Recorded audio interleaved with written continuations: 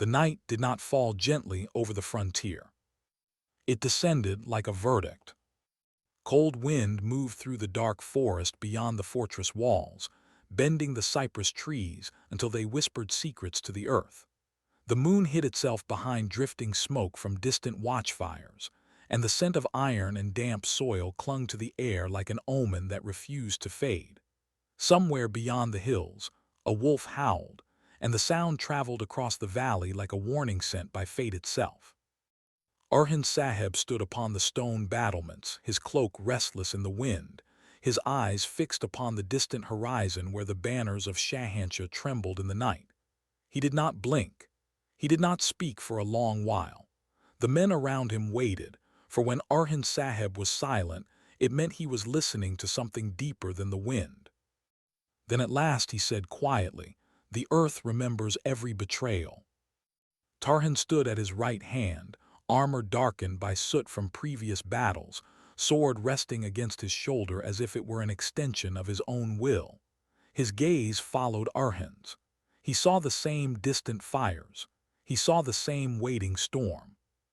"They prepare to move before dawn," Tarhan said. Orhan nodded once. "Yes, Shahanshah grows impatient. A desperate ruler is more dangerous than a strong one." Below them in the courtyard, Damir Khan was drilling the night guard, their shields striking in steady rhythm. Mahmud and Abdul Rahman inspected the gate mechanisms, oiling hinges, reinforcing beams. Tamir Boga oversaw the positioning of archers along the inner towers, whispering instructions that carried no further than necessary. Mustafa sharpened blades in silence, the rasping sound steady as breath. The fortress was awake. It did not sleep when war lingered at its gates. After a moment, Orhan Sahib descended the stone steps. The torches flickered as he passed, as if bowing to his presence. The men straightened instinctively, hands to their chests. "Tonight," Orhan said, his voice carrying without effort, "we do not fight for land. We do not fight for plunder. We fight for justice long delayed." A murmur of assent moved like a low tide through the courtyard. Tarhan stepped forward. Scouts confirmed movement in the eastern ravine. Faladios requests permission to intercept. At the mention of the name, a shadow crossed Orhan's eyes. Barhan Faladios was no ordinary commander. He was a storm forged into human form, fierce and unyielding. His rivalry with Yakid was known to all, a rivalry not merely of swords but of principles. Where Yakid had chosen ambition over loyalty, Faladios had chosen honor over survival. "Grant him passage," Orhan replied, "but remind him Yakid belongs to justice." Tarhan bowed his head, "As you command." The wind shifted then, carrying with it the distant rumble of drums. Shahanshah had begun his advance. Torches appeared along the hills like a river of fire descending toward the valley. Their glow flickered against steel helmets and spearheads. The sound of marching boots rolled like thunder through the darkness. Inside the enemy ranks rode Shahanshah himself, wrapped in velvet and gold, his face drawn thin by sleepless nights. His fingers gripped the reins too tightly. "They believe themselves righteous," he muttered to Zarkin, who rode at his side. "They believe justice favors them." Zarkin lowered his head. "And does it not, my lord?" Shahanshah's eyes hardened. "Justice favors power." Yet even as he spoke, his gaze drifted toward the distant silhouette of Orhan's fortress, and something like doubt flickered behind his pride. Within the forested ravine to the east, Barhan Faladios waited. His men crouched among the shadows, cloaks blending with bark and stone. He knelt upon one knee, fingers pressed into the soil. "He will pass here," Faladios said softly. "Yakid rides with the vanguard. He trusts speed more than caution." A young captain beside him swallowed. "And if Shahanshah himself follows?" Faladios rose slowly, drawing his blade. The steel caught a sliver of moonlight. "Then let him witness what becomes of traitors." Hoofbeats approached. The rhythm was hurried, uneven. Yakid rode at the front of his detachment, eyes sharp, lips curved in a smile that did not reach his soul. He had once stood within Orhan's council. He had once sworn loyalty beneath the same banner. But envy had grown in him like rot within timber. He lifted a hand, signaling his riders to slow as the ravine narrowed. "Too quiet," one soldier whispered. Yakid scoffed. "Fear speaks loudly in the foolish." An arrow flew. It struck the first rider through the throat. Before the body hit the ground, Faladios and his men erupted from the shadows like wrath-given flesh. Steel met steel, sparks scattered in the darkness. Yakid wheeled his horse, shouting commands, but confusion swallowed his formation. Another arrow tore through the air, this one aimed at Faladios. Tarhan's blade flashed from nowhere, intercepting the shaft mid-flight as he emerged from the tree line with reinforcements. Faladios did not look back. "You are late," he growled. Tarhan stepped beside him. "You began without me." They advanced together. Yakid leapt from his horse, drawing twin daggers. His eyes found Faladios across the chaos.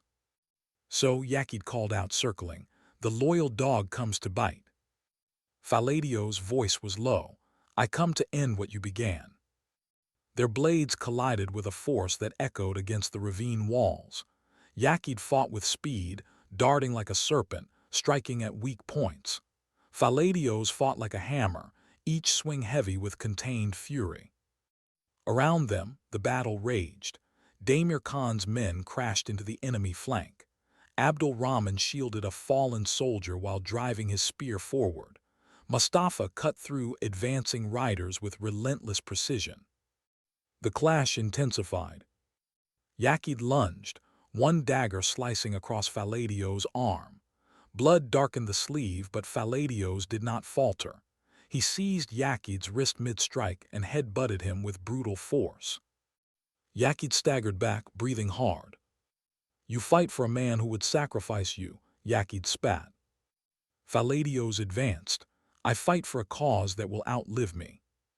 Their blades locked once more. Then, with a roar that tore from somewhere deep within his chest, Faladios disarmed one dagger and drove his sword through Yakid's shoulder, pinning him against a stone outcrop. The battle seemed to pause around them. Yakid gasped, eyes wide, blood staining the rock behind him. Faladios leaned close. "You betrayed not just a leader," he said quietly. "You betrayed your oath." He withdrew the blade. Yakid fell to his knees. Tarhan approached, scanning the ridge. "Shahanshah's main force approaches. We must move." Faladios wiped his blade clean upon Yakid's cloak. "Leave him alive," Tarhan added. "Orhan Sahib will decide." Faladios hesitated only a breath, then stepped back. The sound of drums grew louder. The ravine would soon be overrun. They withdrew toward the fortress, carrying their wounded, leaving behind the bodies of those who had chosen ambition over honor. At the fortress gates, Orhan Sahib awaited their return. When Yakid was dragged before him, bound and bleeding, silence fell over the courtyard. Yakid struggled to stand upright. Orhan descended the steps slowly. "You once stood at my side," Orhan said. "You once called me brother." Yakid lifted his chin despite the pain. "Brotherhood does not fill empty hands." Orhan's gaze hardened. "No, but betrayal empties the soul." He turned to the assembled warriors. "Justice is not vengeance, it is balance." He faced Yakid once more. "You sought power through treachery. Now you will face consequence through truth." He signaled to the guards. Yakid was taken away to await judgment at dawn. The drums outside intensified as Shahanshah's full army reached the valley floor. Siege engines rolled forward. Ladders were raised. Flaming arrows arced through the sky like falling stars. "Positions," Tarhan shouted. The fortress erupted into motion. Archers loosed volleys from the towers. Stones crashed down upon advancing troops. Oil was poured, ignited, and sent cascading over wooden rams. Shahanshah watched from horseback as his men clashed against the walls. "Press them," he commanded, "they are few." But within the fortress, unity burned brighter than fear. Tamir Boga led a countercharge through a side gate, striking the enemy flank. Mustafa held the northern wall despite 3 arrows lodged in his shield. Damir Khan rallied a wavering line with a cry that echoed like thunder. Then a massive ram struck the main gate. Wood splintered. Again it struck. The hinges groaned. Tarhin descended from the battlements, planting himself before the gate with a dozen elite guards. "If it falls," he said calmly, "we become the wall." The third strike shattered the beam. The gate burst inward. Enemy soldiers poured through the breach. Tarhin moved like a storm unleashed. His blade carved arcs of silver through torchlight, intercepting arrows meant for his men, cutting down those who dared step forward. Blood stained the stone at his feet, yet he advanced rather than retreated. Orhan Sahib entered the fray soon after, his presence steadying the line. He fought not with reckless fury but with measured precision, each strike purposeful. Across the courtyard, Shahanshah himself pushed forward, desperation overtaking caution. Their eyes met through smoke and chaos. For a moment, the battle seemed to narrow to a single point between them. Shahanshah dismounted, drawing his ornate blade. "You speak of justice," he called out. "Let us see whose claim heaven favors." Orhan stepped forward. "Heaven favors truth." They clashed. Steel rang like a bell of judgment. Shahanshah fought with skill sharpened by years of conquest, but his strikes carried impatience. Orhan's movements were grounded, controlled, unwavering. Blow after blow echoed through the courtyard. Around them the battle swirled. Faladios cut down those attempting to flank Orhan. Tarhin intercepted an arrow aimed at his commander's back, snapping the shaft aside with impossible speed. Shahanshah lunged, rage distorting his features. Orhan pivoted, deflecting the strike, then drove his shoulder into Shahanshah's chest, sending him crashing to the ground. Orhan placed his blade at the ruler's throat. The courtyard fell silent. Smoke drifted between them. Shahanshah stared upward, chest heaving. "End it," he hissed. Orhan's eyes searched his. "Death would free you from consequence." He withdrew the blade. "You will live to witness the cost of your ambition." Guards seized Shahanshah. The remaining enemy soldiers faltered, then began to retreat beyond the shattered gate. The first light of dawn crept over the horizon, revealing a battlefield scarred but unbroken. Within the courtyard, wounded were tended. Fallen warriors were covered with cloaks. The fortress still stood. Tarhin approached Orhan, bloodied but upright. "It is done," he said. Orhan looked toward the eastern hills, where the sun now rose through smoke. "No," he replied quietly, "it has only begun." Behind them, Yakid awaited judgment. Shahanshah knelt in chains. The valley bore witness to the price of betrayal and the weight of justice. Yet beyond the hills, other banners stirred. Other rulers watched. Other ambitions awakened. The wind carried the scent of distant fires not yet seen. Orhan Sahib closed his eyes briefly, whispering a prayer beneath his breath. Then he turned back to his men. "Rebuild the gate," he commanded. "Strengthen the walls, send riders to every allied tribe." His voice did not tremble. War does not end with one victory. It ends when truth stands unchallenged. The sun climbed higher, casting long shadows across the fortress stones. And in those shadows, the promise of further trials waited patiently. For history was not finished speaking. And neither was the sword. The night did not fall gently over the frontier. It descended like a verdict. Cold wind moved through the dark forest beyond the fortress walls, bending the cypress trees until they whispered secrets to the earth. The moon hid itself behind drifting smoke from distant watchfires, and the scent of iron and damp soil clung to the air like an omen that refused to fade. Somewhere beyond the hills, a wolf howled, and the sound traveled across the valley like a warning sent by fate itself. Orhan Sahib stood upon the stone battlements, his cloak restless in the wind, his eyes fixed upon the distant horizon where the banners of Shahanshah trembled in the night. He did not blink. He did not speak for a long while. The men around him waited, for when Orhan Sahib was silent, it meant he was listening to something deeper than the wind. Then at last he said quietly, "The earth remembers every betrayal." Tarhan stood at his right hand, armor darkened by soot from previous battles, sword resting against his shoulder as if it were an extension of his own will. His gaze followed Orhan's. He saw the same distant fires. He saw the same waiting storm. "They prepare to move before dawn," Tarhan said. Orhan nodded once.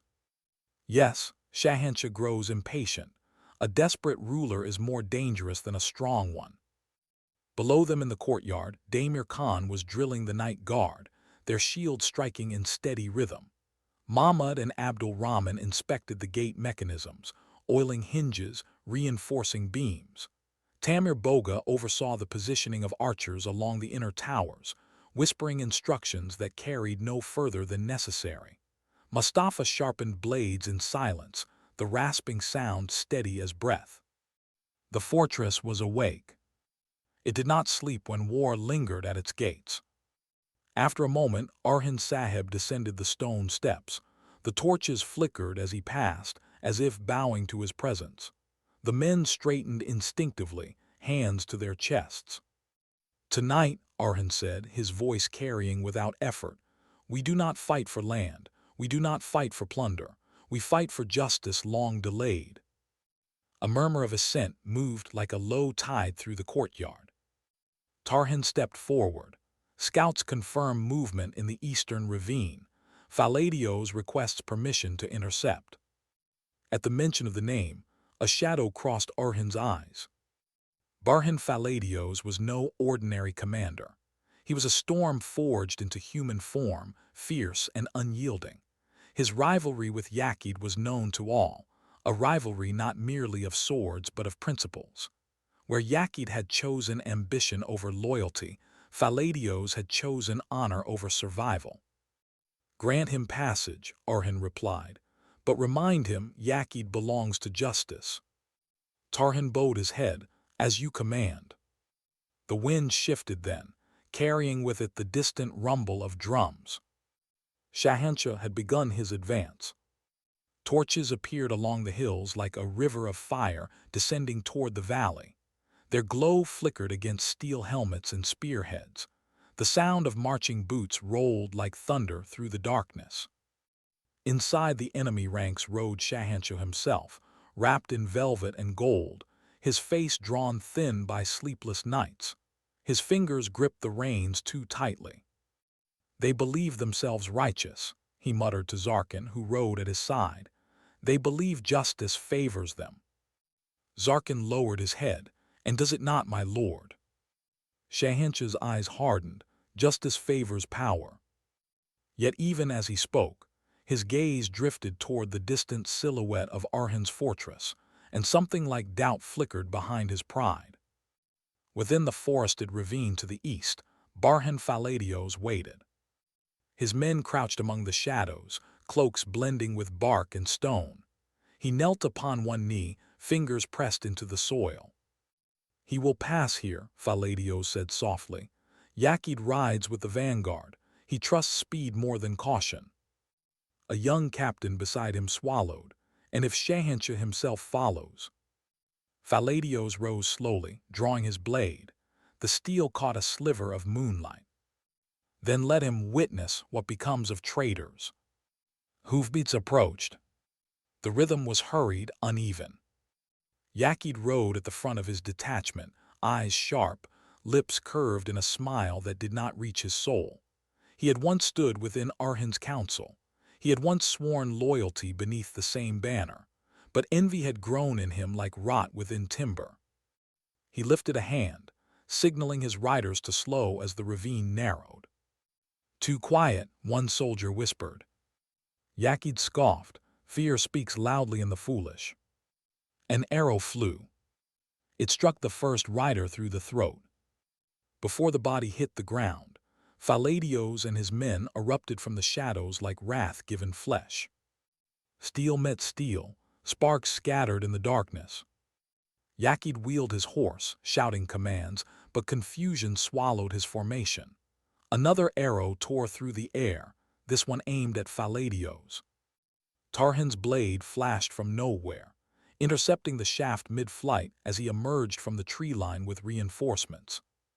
Faladios did not look back. "You are late," he growled. Tarhan stepped beside him. "You began without me." They advanced together. Yakid leapt from his horse, drawing twin daggers. His eyes found Faladios across the chaos. "So," Yakid called out, circling, "the loyal dog comes to bite." Faladios' voice was low. "I come to end what you began." Their blades collided with a force that echoed against the ravine walls. Yakid fought with speed, darting like a serpent, striking at weak points. Faladios fought like a hammer, each swing heavy with contained fury. Around them, the battle raged. Damir Khan's men crashed into the enemy flank.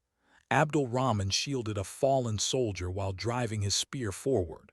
Mustafa cut through advancing riders with relentless precision. The clash intensified. Yakid lunged, one dagger slicing across Faladios' arm. Blood darkened the sleeve, but Faladios did not falter. He seized Yakid's wrist mid-strike and head-butted him with brutal force. Yakid staggered back, breathing hard. "You fight for a man who would sacrifice you," Yakid spat. Faladios advanced. "I fight for a cause that will outlive me." Their blades locked once more. Then, with a roar that tore from somewhere deep within his chest, Faladios disarmed one dagger and drove his sword through Yakid's shoulder, pinning him against a stone outcrop. The battle seemed to pause around them. Yakid gasped, eyes wide, blood staining the rock behind him. Faladios leaned close. "You betrayed not just a leader," he said quietly. "You betrayed your oath." He withdrew the blade. Yakid fell to his knees. Tarhan approached, scanning the ridge. "Shahanshah's main force approaches. We must move." Faladios wiped his blade clean upon Yakid's cloak. "Leave him alive," Tarhan added. "Orhan Sahib will decide." Faladios hesitated only a breath, then stepped back. The sound of drums grew louder. The ravine would soon be overrun. They withdrew toward the fortress, carrying their wounded, leaving behind the bodies of those who had chosen ambition over honor. At the fortress gates, Orhan Sahib awaited their return. When Yakid was dragged before him, bound and bleeding, silence fell over the courtyard. Yakid struggled to stand upright. Orhan descended the steps slowly. "You once stood at my side," Orhan said. "You once called me brother." Yakid lifted his chin despite the pain. "Brotherhood does not fill empty hands." Orhan's gaze hardened. "No, but betrayal empties the soul." He turned to the assembled warriors. "Justice is not vengeance, it is balance." He faced Yakid once more. "You sought power through treachery. Now you will face consequence through truth." He signaled to the guards. Yakid was taken away to await judgment at dawn. The drums outside intensified as Shahanshah's full army reached the valley floor. Siege engines rolled forward. Ladders were raised. Flaming arrows arced through the sky like falling stars. "Positions," Tarhan shouted. The fortress erupted into motion. Archers loosed volleys from the towers. Stones crashed down upon advancing troops. Oil was poured, ignited, and sent cascading over wooden rams. Shahanshah watched from horseback as his men clashed against the walls. "Press them," he commanded. "They are few." But within the fortress, unity burned brighter than fear. Tamir Boga led a countercharge through a side gate, striking the enemy flank. Mustafa held the northern wall despite 3 arrows lodged in his shield. Damir Khan rallied a wavering line with a cry that echoed like thunder. Then a massive ram struck the main gate. Wood splintered. Again it struck. The hinges groaned. Tarhin descended from the battlements, planting himself before the gate with a dozen elite guards. "If it falls," he said calmly, "we become the wall." The third strike shattered the beam. The gate burst inward. Enemy soldiers poured through the breach. Tarhin moved like a storm unleashed. His blade carved arcs of silver through torchlight, intercepting arrows meant for his men, cutting down those who dared step forward. Blood stained the stone at his feet, yet he advanced rather than retreated. Orhan Sahib entered the fray soon after, his presence steadying the line. He fought not with reckless fury but with measured precision, each strike purposeful. Across the courtyard, Shahanshah himself pushed forward, desperation overtaking caution. Their eyes met through smoke and chaos. For a moment, the battle seemed to narrow to a single point between them. Shahanshah dismounted, drawing his ornate blade. "You speak of justice," he called out. "Let us see whose claim heaven favors." Orhan stepped forward. "Heaven favors truth." They clashed. Steel rang like a bell of judgment. Shahanshah fought with skill sharpened by years of conquest, but his strikes carried impatience. Orhan's movements were grounded, controlled, unwavering. Blow after blow echoed through the courtyard. Around them the battle swirled. Faladios cut down those attempting to flank Orhan. Tarhin intercepted an arrow aimed at his commander's back, snapping the shaft aside with impossible speed. Shahanshah lunged, rage distorting his features. Orhan pivoted, deflecting the strike, then drove his shoulder into Shahanshah's chest, sending him crashing to the ground. Orhan placed his blade at the ruler's throat. The courtyard fell silent. Smoke drifted between them. Shahanshah stared upward, chest heaving. "End it," he hissed. Orhan's eyes searched his. "Death would free you from consequence." He withdrew the blade. "You will live to witness the cost of your ambition." Guards seized Shahanshah. The remaining enemy soldiers faltered, then began to retreat beyond the shattered gate. The first light of dawn crept over the horizon, revealing a battlefield scarred but unbroken. Within the courtyard, wounded were tended. Fallen warriors were covered with cloaks. The fortress still stood. Tarhin approached Orhan, bloodied but upright. "It is done," he said. Orhan looked toward the eastern hills, where the sun now rose through smoke.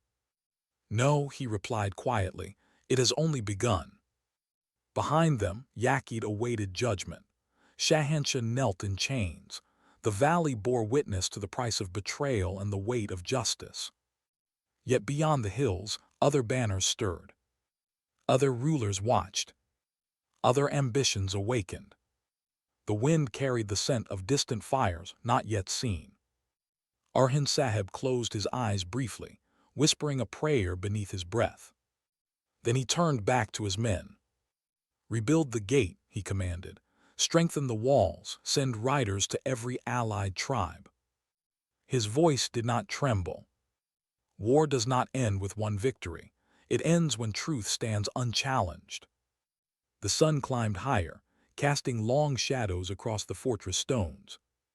And in those shadows, the promise of further trials waited patiently. For history was not finished speaking, and neither was the sword. But the story was not yet over. The fortress held, yet the world beyond did not rest. The night after the battle did not bring peace. It brought reckoning. Orhan Sahib stood alone upon the walls at midnight, the silence heavy with the weight of fallen warriors. The moon hung low, pale and watchful, casting long shadows that seemed to stretch endlessly across the courtyard below. He wore no armor now, only a simple cloak, his hair tied back with a strip of cloth. The wind carried the scent of blood and smoke, the remnants of the siege that had shaken the land. Tarhan approached, his steps quiet on the stone. "My lord," he said, his voice low, "you stand as if the world itself is watching." Orhan did not turn. "It is." Tarhan stood beside him, gazing eastward where the horizon shimmered faintly with the light of distant fires. "Shahanshah is broken, his army scattered. The tribes will soon see that strength lies not in gold but in unity." Orhan nodded slowly. "Yes, but unity is not enough, not when ambition breeds in the hearts of men." He turned then, his eyes sharp, filled with a quiet fury that burned beneath the surface. "Yakid is a wound that will not close. He was once of us. He sat with us in council. He shared our bread and our salt, and in that moment he betrayed us." Tarhan's expression hardened. "He will face the judgment of dawn." "I know," Orhan said, "but judgment is not the end. It is the beginning of consequence, and consequence has a way of spreading." Below them, the fortress stirred with the sounds of rebuilding. Men hammered iron, laid new stones, repaired the gate that had been torn asunder. The scent of burning wood lingered, but the rhythm of labor replaced the rhythm of war. Yet the air still carried tension. For the land was vast, and the world beyond the fortress walls was vast as well. In the east, whispers traveled among the tribes. In the south, merchants spoke of armies gathering in secret. In the west, old enemies remembered the blood of past battles and prepared for new ones. Orhan knew this. He had seen it before. Power was never still. It shifted, it crawled, it waited. He descended from the walls, moving through the courtyard where the wounded lay beneath cloaks of honor. Each man was tended to by a healer, each name known, each life valued. He paused before a young soldier who had taken an arrow through the shoulder. The boy's face was pale, his breath shallow. "Hold fast," Orhan said softly. "The fortress stands because of men like you." The boy managed a weak smile. "We will hold, my lord." Orhan placed a hand on his shoulder. "Then hold." He moved on, his gaze lingering on each man who had given their strength for the sake of justice. Tarhan followed close behind, silent, watchful. At dawn, the judgment of Yakid would come. But before that, Orhan needed to understand. He needed to know why. Why had Yakid turned? Why had he chosen betrayal over brotherhood? The answer, he feared, lay not in a single moment but in a long chain of ambition, pride, and envy. And perhaps in the end in fear. For men like Yakid did not fall from loyalty alone. They fell from the weight of their own desires. Orhan entered the hall where Yakid awaited. The chamber was dim, torchlight flickering against stone walls. Yakid sat upon a wooden chair, his hands bound, his eyes wild with a mixture of anger and fear. He did not look up as Orhan approached. "Speak," Orhan commanded. Yakid swallowed. "I have nothing to say." "You have everything to say," Orhan replied. "You betrayed trust. You chose yourself over the tribe. You chose gold over honor. You chose ambition over brotherhood." Yakid's jaw tightened. "I chose what I thought was necessary." "Necessary?" Orhan stepped closer. "You chose greed, you chose power, you chose a throne that was never yours." Yakid's eyes blazed. "I saw what you were building. I saw the respect you earned. I saw the loyalty of men who called you their leader. And I wanted that. I wanted it all." Orhan's voice dropped to a dangerous calm. "And now you have nothing." Yakid's defiance faltered. "Not nothing," he said through clenched teeth. "I have consequence. I have judgment. I have the weight of your justice upon me." Orhan's gaze did not waver. "You have the weight of your own choice." He turned to the guards. "Prepare the sentence." Yakid's breath caught. "Wait." But Orhan did not wait. He stepped closer, his voice low, almost intimate. "You think this ends with you. It does not. The world will see. The tribes will hear. And when they hear that a man once of our own fell because he valued himself above the whole, they will know what honor means." He turned away. The guards moved. Yakid screamed as the sentence was carried out, his voice echoing through the fortress like a warning. Yet Orhan did not flinch. He had done what was necessary. Justice was not mercy. Justice was truth. The morning after the judgment, the fortress stood stronger than ever. The gate was rebuilt, reinforced with iron bands. The walls were higher, the towers wider. The men who had fought stood taller, their spirits renewed by the knowledge that honor had prevailed. But the world beyond the walls did not rest. In the east, a messenger arrived with news from the tribes. A chieftain named Killil, a rival of old, had gathered his people and sworn loyalty to Orhan's cause. "Good news," the messenger said, bowing. "Killil brings 200 warriors to join our ranks." Orhan's eyes brightened. "A strong ally." Orhan nodded. "Yes, but alliances are fragile. We must earn them through strength and trust." As the messenger left, another arrived from the south. This one brought grim news. A band of raiders, led by a man named Tamir Boga's brother, had attacked a trading post. They had taken supplies, killed merchants, and left destruction in their wake. "Mustafa will deal with them," Orhan said, his voice steady. Orhan frowned. "His brother." "Family is not loyalty," Orhan replied, "and loyalty is not family." Yet even as he spoke, the words lingered in his mind. Family and loyalty were tangled threads, difficult to separate. He remembered his own brother, long gone, whose memory still burned within him. He remembered the bonds forged in blood and steel. He remembered the men who stood beside him now. They were his family, and they would remain so, even in the face of betrayal. The days passed in preparation. The fortress grew stronger, the men grew sharper, the land around it grew watchful. Yet the enemy did not stay dormant. Shahanshah, though broken, was not defeated. He had retreated to his mountain stronghold, plotting his revenge. The night did not fall. It was poured over the world like molten lead, thick and suffocating. There was no moon. The heavens had sealed themselves shut, as if God himself had turned his face away from what was to come. Only the stars pricked through the gloom, cold and distant, witnesses that would not interfere. The wind did not blow, it crept. It slid through the cracks in the stone fortress walls like a thief testing the locks, carrying with it the scent of pine resin, damp earth, and something else, something metallic. The smell of old blood and new fear. Orhan Sahib stood on the highest parapet. He had been there for 3 hours. He had not moved. He had not spoken.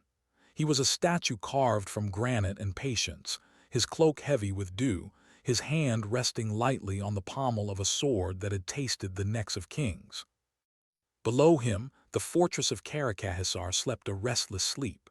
Fires burned low in the braziers, casting long, dancing shadows that made the stones look like they were breathing. Men huddled in their cloaks, dreaming of home or dreaming of nothing at all, knowing that dawn might not come for them. Orhan's eyes were fixed on the dark mass of the valley. He wasn't looking asterisk at asterisk it. He was looking asterisk through asterisk it. He was listening to the silence, and in that silence he heard the heartbeat of an army, 10,000 men, maybe more, the army of Shahanshah, the self-proclaimed king of kings, the man who believed the world was a carpet to be walked upon. "They are moving," a voice said, low and rough as a file on steel. "Orhan." He stood a pace behind Orhan, to the right, always to the right. He was not wearing his helmet. His face was a map of old scars, his beard braided with iron rings. In his hand he held a bow, unstrung. He didn't need to look to know. He felt the vibration in the soles of his boots. "Not yet," Orhan murmured. "He is arrogant. He thinks we are blind. He thinks his silence is a weapon." "Silence is a weapon," Orhan agreed. "But so is a scream. Which one will you give him?" Orhan finally turned his head. His eyes were dark, bottomless pools that reflected the dying embers of the brazier. I will give him the truth, and the truth is the loudest scream of all. He looked down into the courtyard. Movement there now, torches flaring. The elite guard was assembling, 50 men. No, 55. Each one hand-picked by Tarhan. Killers who prayed 5 times a day and could sever a head with a single stroke. Faladios, Orhan asked. In the ravine, Tarhan replied. He has been there since sundown. He took 200 of the mountain tribesmen, the ones who hate Yakid more than they fear death. A flicker of something pain perhaps crossed Orhan's face. Yakid. The name hung in the air like a curse.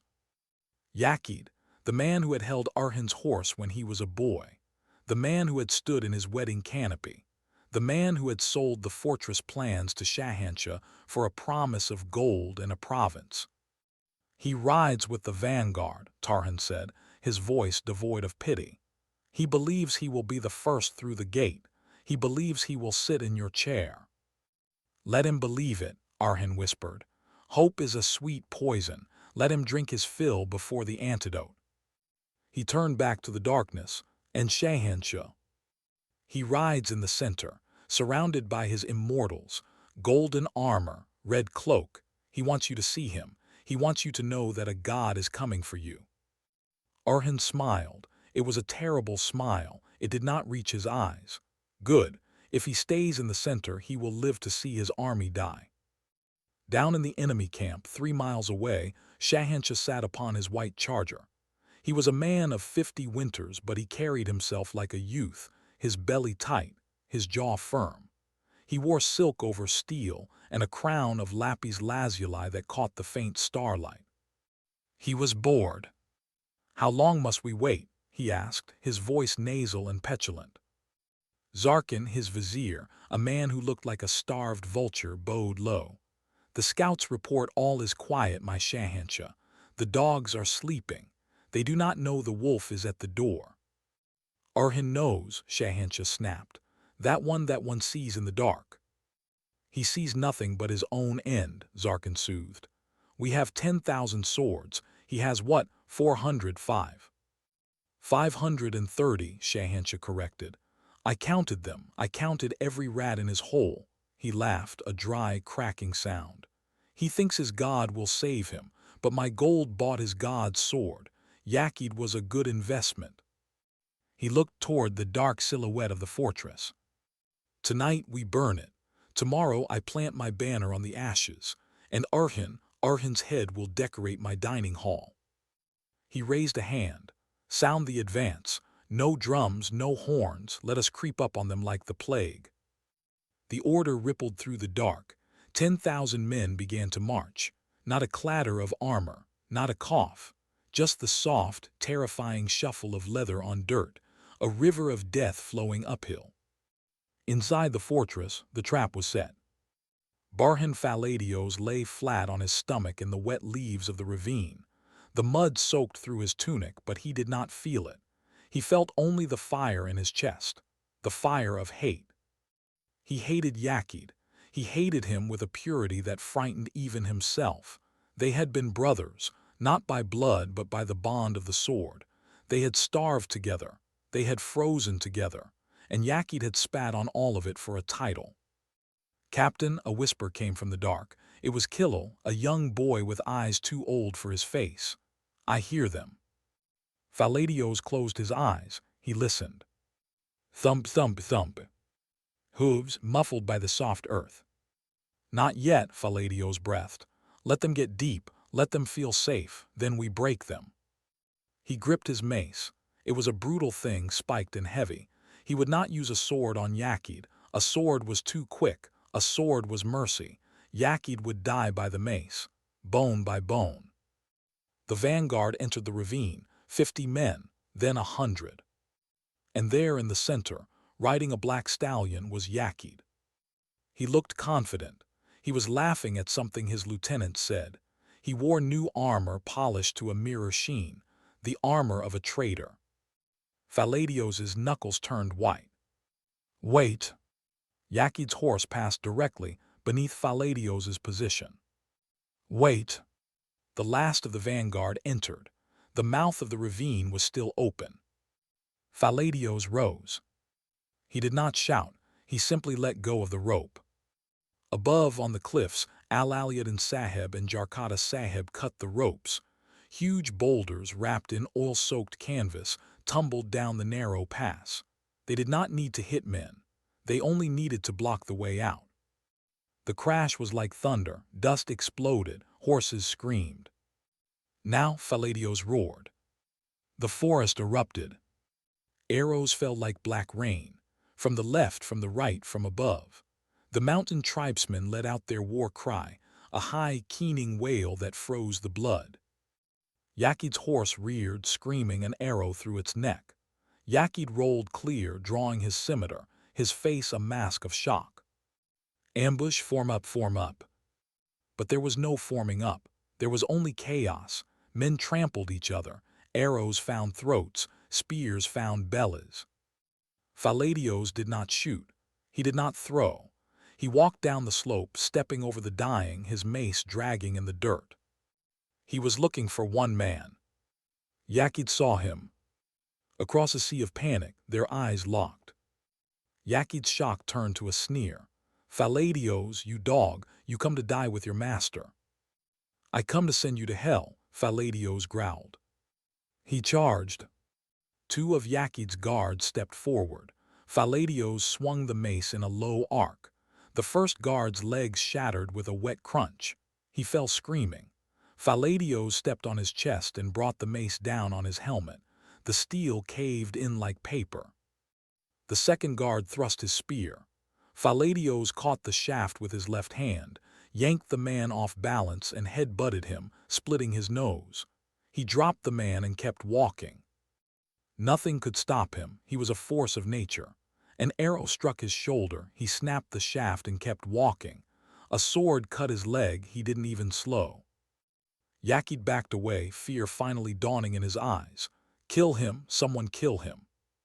But the tribesmen were cutting down his men one by one. It was a slaughter. Faladios and Yakid stood face to face in a small circle of mud and blood. You were my brother, Faladios said, his voice shaking with rage. Yakid spat blood. Brothers starve, brothers die, I chose to live. You chose to rot. Faladios swung. Yakid parried, but the force of the blow nearly dislocated his arm. He stumbled back.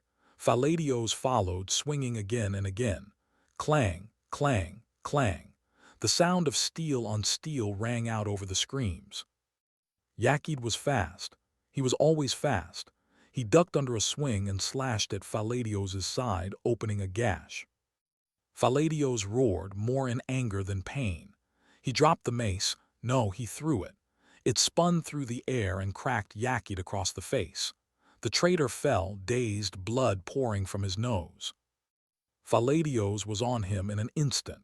He straddled Yakid's chest, his massive hands grabbing Yakid's throat. Look at me, Faladios hissed, spittle flying. Look at me when your soul leaves your body. Yakid clawed at the hands, gasping. His eyes bulged. Orhan, he choked out. Orhan is nothing. Orhan is the storm, Faladios whispered, and you are just dust. He squeezed. The cartilage crunched. Yakid's body arched, convulsed, and then went limp. Faladios did not let go. He squeezed until his own knuckles cracked. He squeezed until he was sure the devil himself could not put that soul back together. Then he stood up. The ravine was silent now. The ambush was over. 200 of Shahanshah's best were dead. The rest had fled into the woods, hunted by the tribesmen. Tarhan walked out of the shadows. He looked at the body of Yakid. He looked at Faladios, who was breathing like a bellows, covered in gore. Is it done? Tarhan asked. It is done, Faladios rasped. Good, Tarhan turned his head toward the fortress, because the real war has just started. The drums began. Boom, boom, boom. Shahanshah had heard the rock slide. He had heard the screams. He knew. Attack, he screamed, his voice cracking with fury. Attack them, kill them all, leave not a child alive. The siege began. It was not a battle, it was an apocalypse. From the darkness, siege towers rolled forward, monstrous wooden beasts higher than the walls. Ladders rose like the legs of 1,000 insects. Catapults hurled jars of naphtha that shattered against the stone, spreading liquid fire that burned even water. The sky turned orange. The air grew hot enough to scorch lungs. Archers, Mahmud bellowed from the north tower, loose.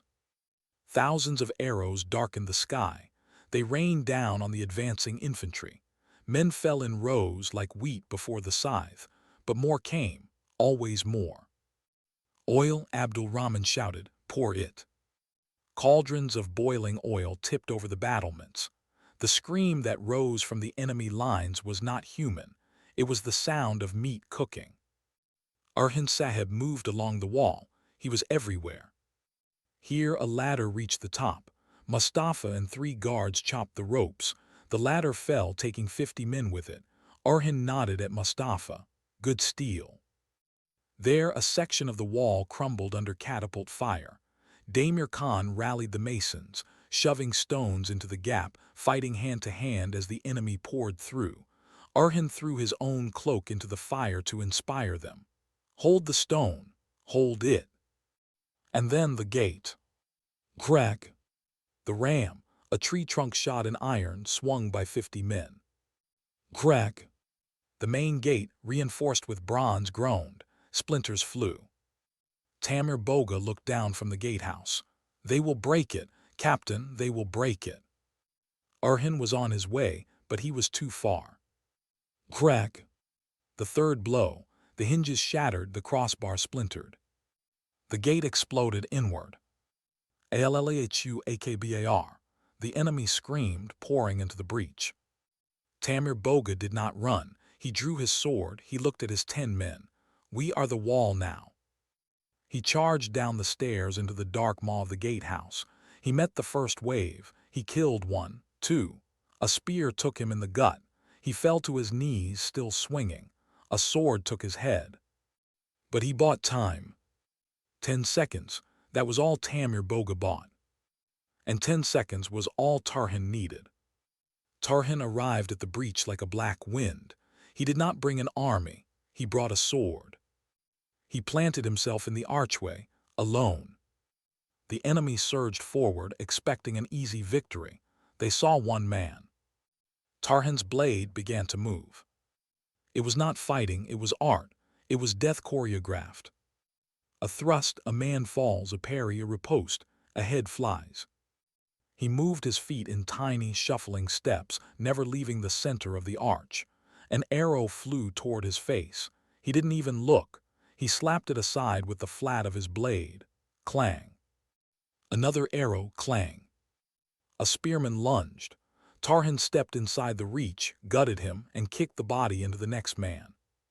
He was a machine, a piston of steel. For 5 minutes he held the gate, 5 minutes of slaughter. The dead piled up in front of him, a wall of corpses that his own side had to use as cover. Then Orhan was there. Turhan.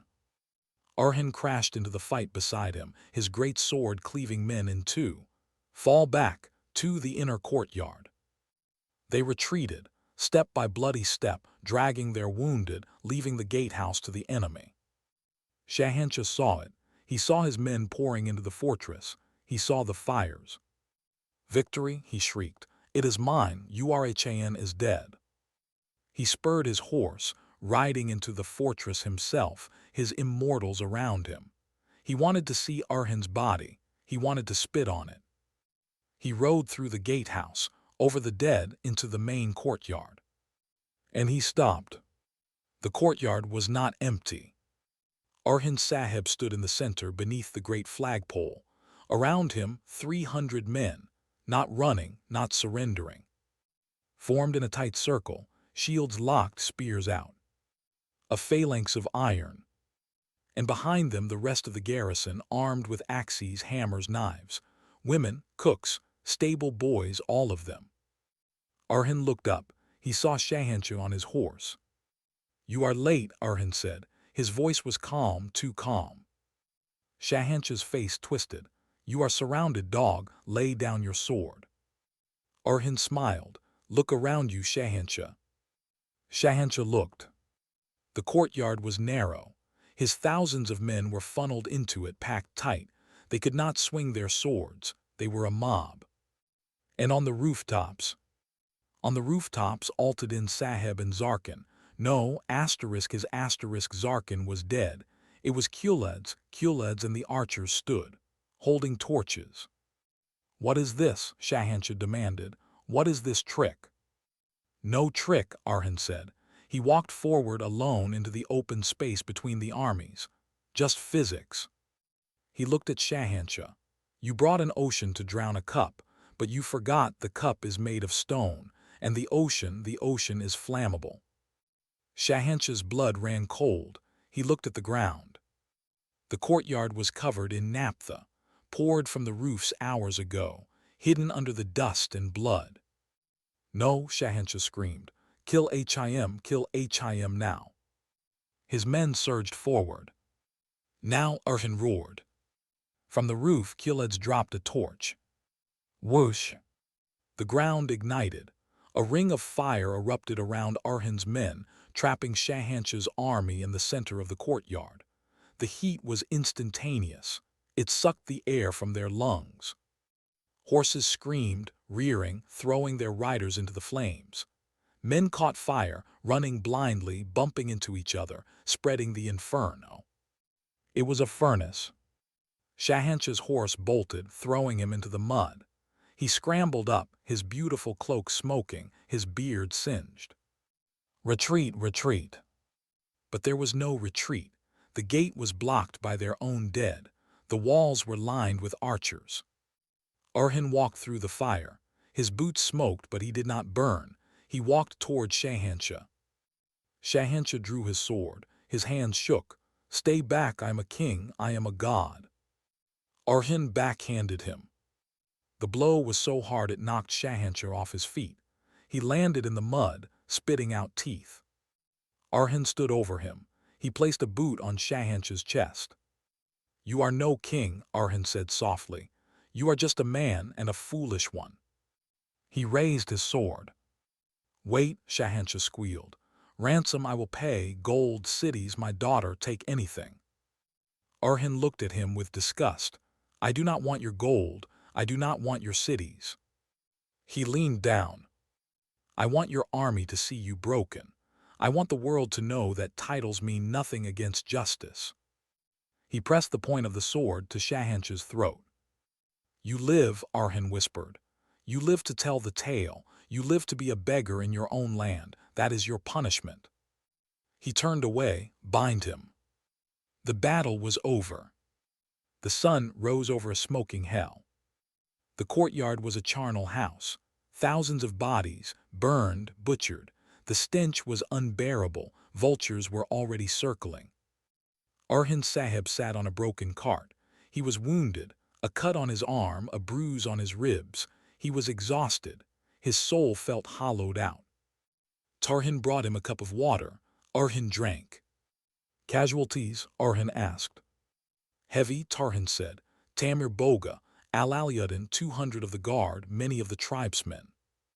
Orhan closed his eyes, and Yakid. Faladio stepped forward. He threw a sack onto the ground. It rolled open. Yakid's head tumbled out, eyes open, mouth frozen in a scream. Orhan looked at it. He looked at the face of his childhood friend. He felt nothing. No sadness, no anger, just emptiness. Bury the head, Orhan said, far from the body. And Shahanshah. Put him in a cage, drag him to the border, let him go. Faladio stared. My Sahib, he killed thousands. He deserves the sword. The sword is too kind, Orhan said, standing up. His joints popped. He felt 100 years old. Let him live. Let him see his empire crumble. Let him see us take what he built. That is how you kill a king. He walked to the edge of the wall. He looked out over the valley. The smoke rose in black columns. The wind carried the moans of the wounded. We won, Tarhan said, standing beside him. Yes, Arhan said, we won. Then why do you look at the horizon as if you see another army? Arhan pointed, far to the east, past the hills, past the deserts. Because there is always another army, Tarhan. Shahanshah was just a man, but greed is a hydra. You cut off one head, two more grow. He gripped the stone of the parapet. This was not a war, Arhan said, his voice hard as diamond. This was a single sentence in a very long book. He looked at his men, the survivors, bloody, tired, but alive. Clean your blades, he commanded, his voice ringing out again, finding its strength. Tend to the wounded, burn the dead with honors. He paused. And then, he said, looking back to the east, we march. March, Faladios asked. My sahib, the men are broken. The men are warriors, Arhan corrected, and warriors do not rest when the enemy is still standing. He drew his sword and raised it to the sun. Today we are legends, he shouted. Tomorrow we begin the empire. The wind howled, carrying the promise of 1,000 more battles. And Arhan Sahib did not flinch. He never did. The smoke had not yet lifted when the riders arrived. They came at dusk when the sky was neither day nor night, when the world hesitated between light and shadow. Their horses were lathered white, flanks trembling, nostrils red with strain. 3 riders, no banners, no escort. Tarhan saw them first from the western tower. Scouts, he muttered. Arhan Sahib was below in the courtyard, overseeing the burial of Tamir Boga. The body was wrapped in white cloth, placed upon a wooden bier. Faladios stood at its head, silent, jaw clenched like stone carved from grief. The fortress still smelled of ash, burned wood, burned flesh. Victory had a scent and it was not sweet. The horn blew once. Not alarm. Warning. Arhan turned his head slowly toward the gate. Let them in, he said. The gate creaked open just enough for the riders to pass through. They dismounted heavily. One collapsed to his knees before speaking. My sahib, he gasped, pressing his forehead to the dirt. From the eastern plains, from the border of Sarkad. Arhan approached without haste. Speak clearly, he commanded. The rider lifted his face. It was streaked with sweat and dust. His eyes were hollow. Shahanshah's defeat has spread like fire. The smaller rulers, they do not kneel to you. They gather. 3 banners have joined. Kuleds of the Black Ridge, Killil the Red, and Zarkan's brother Kadir. Faladios stiffened. Kadir lives, he growled. The rider nodded weakly. He swore a blood oath. He says Shahanshah's humiliation will be avenged. Tarhan's hand fell to his sword. Arhan did not react at once. He studied the rider's face as if reading scripture written in flesh. How many? Arhan asked. Not yet united, but together perhaps 12,000 and more answering the call. A murmur moved through the courtyard like wind through dry grass. Arhan finally looked up at the darkening sky. So, he said quietly, the Hydra shows its second head. Faladios stepped forward, fire in his eyes. Give me 500 men. I will ride tonight. I will break Kuleds before he meets the others. Tarhan shook his head. You will ride into a trap. They expect fury. They expect pride. And what do you expect? Faladios snapped. Tarhan's voice was cold. I expect patience. Arhan raised a hand. Silence returned. Kadir is not Shahanshah, Arhan said. He is younger, hungrier. He will not charge our gates blindly. He turned to the riders. Where do they gather? At the Valley of Black Crows. The name alone chilled the air. A valley narrow and deep, surrounded by jagged cliffs, one entrance, one exit, a grave shaped by nature. Faladios smiled darkly. They choose their own tomb. Arhan's gaze hardened. No, he said, they choose our test. The night thickened. Torches were lit along the battlements once more. The fortress that had barely survived a siege now prepared to march. Inside the war chamber, beneath the stone arches blackened by smoke, Orhan stood over a crude map drawn in charcoal. Tarhan to his right, Faladios to his left, Damir Khan and Abdul Rahman nearby, armor still stained from battle. The Valley of Black Crows, Orhan murmured, tracing its outline. High cliffs, limited maneuver, perfect for an ambush. Faladios grunted, perfect for them to trap us. Or for us to trap them, Tarhan replied. Abdul Rahman folded his arms. My Sahib, the men are wounded, supplies are thin. If we march into a valley surrounded by enemies. Orhan looked up sharply. Do you fear death? Abdul Rahman met his gaze without flinching. No, I fear waste.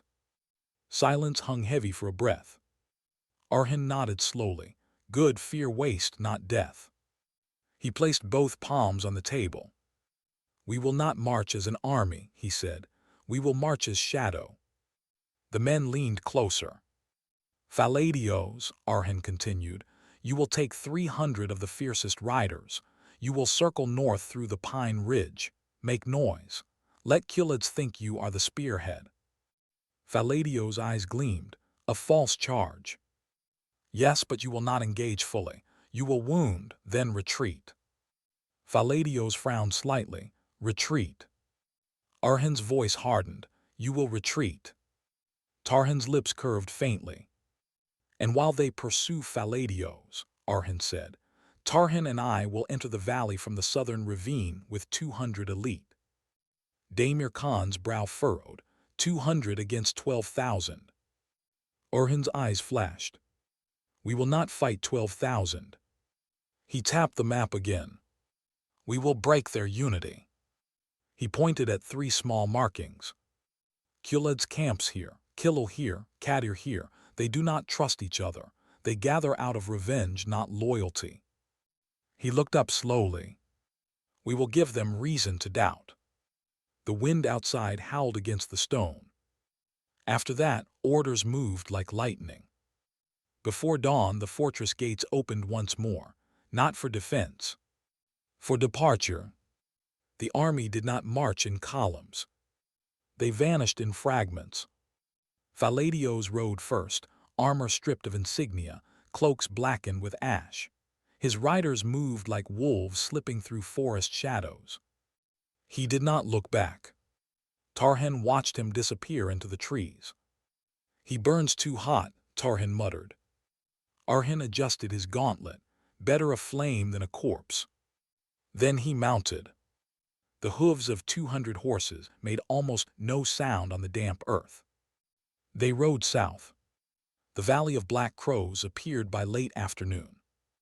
It was a wound in the earth. Jagged cliffs rose on either side like broken teeth. Carrion birds circled above, already anticipating feast. Inside the valley, banners fluttered. Black Ridge, Red Crescent, the sigil of Kadir, a silver blade dripping crimson. Smoke rose from dozens of campfires. Orhan observed from a ridge overlooking the southern entrance. They are not unified, Tarhan murmured. Indeed.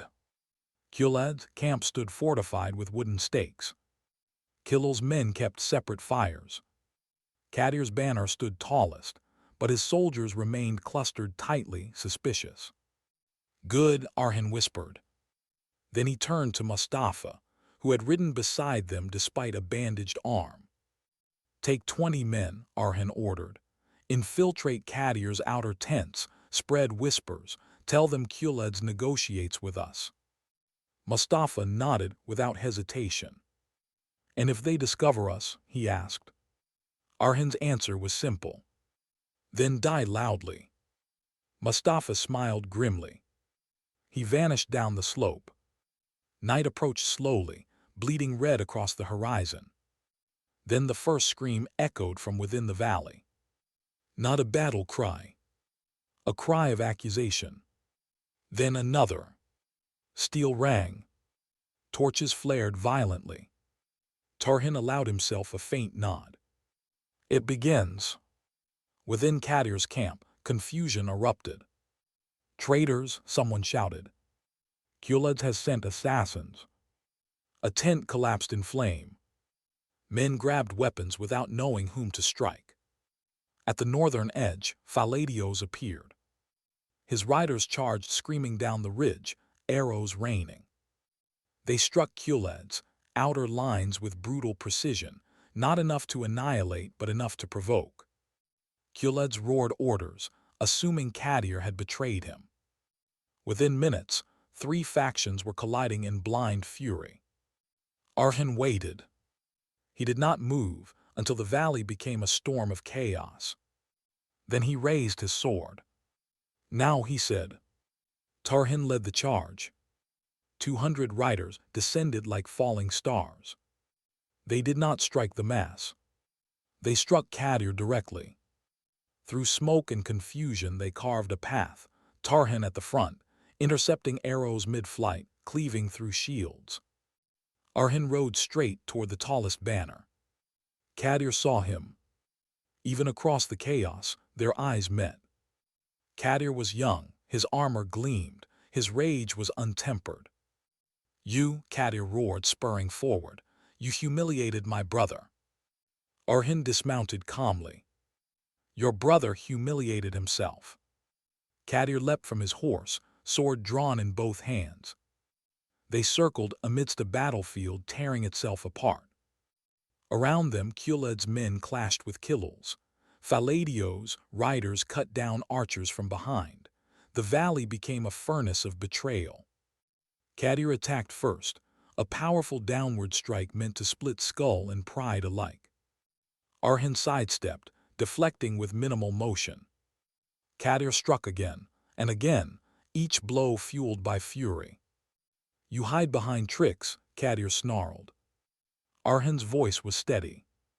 "War is not a duel of pride, it is a test of mind."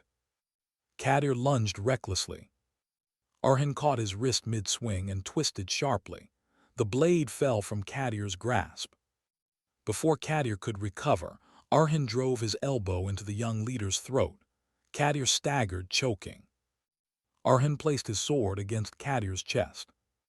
"Call them off," Orhan commanded. Kadir spat blood. "Never." Orhan's gaze hardened. "Then watch them die for nothing." He kicked Kadir to the ground and raised the fallen banner high. "Qadir has fallen," Tarhin roared across the valley. The cry echoed from cliff to cliff. Momentum shifted instantly. Kadir's men faltered. Kuled's forces hesitated. Kilul's warriors began retreating toward the eastern pass. Faladios seized the moment, driving hard into Kuled's flank, shattering their formation. Within an hour, the united threat had dissolved into scattered fugitives fleeing into the hills. The Valley of Black Crows fell silent once more.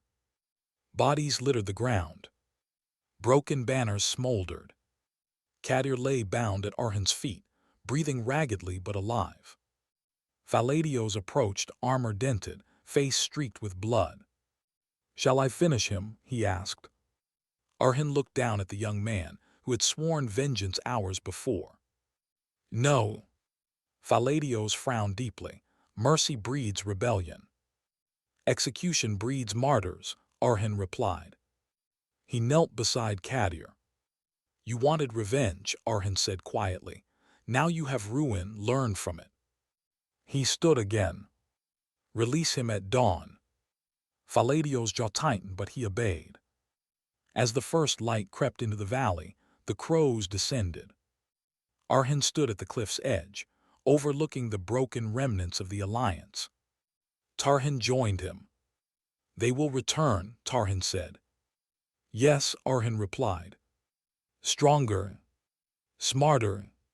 Tarhin nodded slowly. "And us?" Orhan's eyes reflected the rising sun. "We will become something they cannot understand." Below them men gathered the wounded, fires burned the dead, horses were watered, armor was repaired. Victory again. But not peace. Orhan turned away from the valley. "Send word to every border," he commanded. "Tell them we do not seek conquest, we seek order." Faladios mounted his horse. "And if they refuse?" he asked. Orhan's voice was iron. "Then we bring them consequence." The wind carried ash into the morning sky. Far beyond the hills, other rulers would soon hear of Shahanshah's fall, of Kadir's humiliation, of the Valley of Black Crows. And they would prepare, because empires do not rise quietly. They rise through fire, and the fire had only begun to spread. The valley did not forget. For 3 days the crows fed, and for 3 nights the wind carried the smell of the dead across the eastern plains. Villages shut their doors, shepherds kept their flocks close, traders altered their routes. Word traveled faster than horses now. Word of Shahanshah in chains, word of Kadir spared, word of an army that did not merely fight, but calculated. And in distant halls lit by oil lamps and fear, men began to whisper the name of Orhan Sahib not as a rebel, but as a force. On the 4th night after the Valley of Black Crows, rain fell without warning. It came down hard and cold, turning dust to sludge, washing blood into the earth, erasing tracks. The sky cracked with thunder, and lightning tore white scars across the horizon. Orhan did not take shelter. He stood outside the encampment, rain soaking through his cloak, watching the storm roll over the hills. The men slept in tight clusters beneath canvas, exhausted beyond dreams. Guards rotated in silence, boots sinking into mud. Tarhan approached through the rain, water dripping from his beard. "You should rest," Tarhan said. Orhan did not look at him. Storms reveal the strength of foundations. Tarhan followed his gaze toward the darkness. "We have broken 3 heads," Tarhan said, "but the body still lives." Orhan nodded faintly. Shahanshah's humiliation has fractured the East. Kadir's failure has frightened the ambitious, but fear does not eliminate hunger. He turned slowly toward Tarhan. "It sharpens it." A messenger arrived just before midnight. Not from the east, from the south. He was escorted through the rain by Mustafa, who had spotted him stumbling along the ridge. The man collapsed before reaching the command fire. "Speak," Faladios demanded, gripping him by the shoulder. The messenger's voice trembled. "From the desert frontier, Al-Murad has declared himself protector of the faithful lands. He claims your victories are rebellion against divine order." A low murmur moved among the nearby captains. Al-Murad, a scholar warrior turned ruler, respected, strategic, devout, and dangerous. Orhan's eyes narrowed slightly. "And what does he seek?" Orhan asked. The messenger swallowed.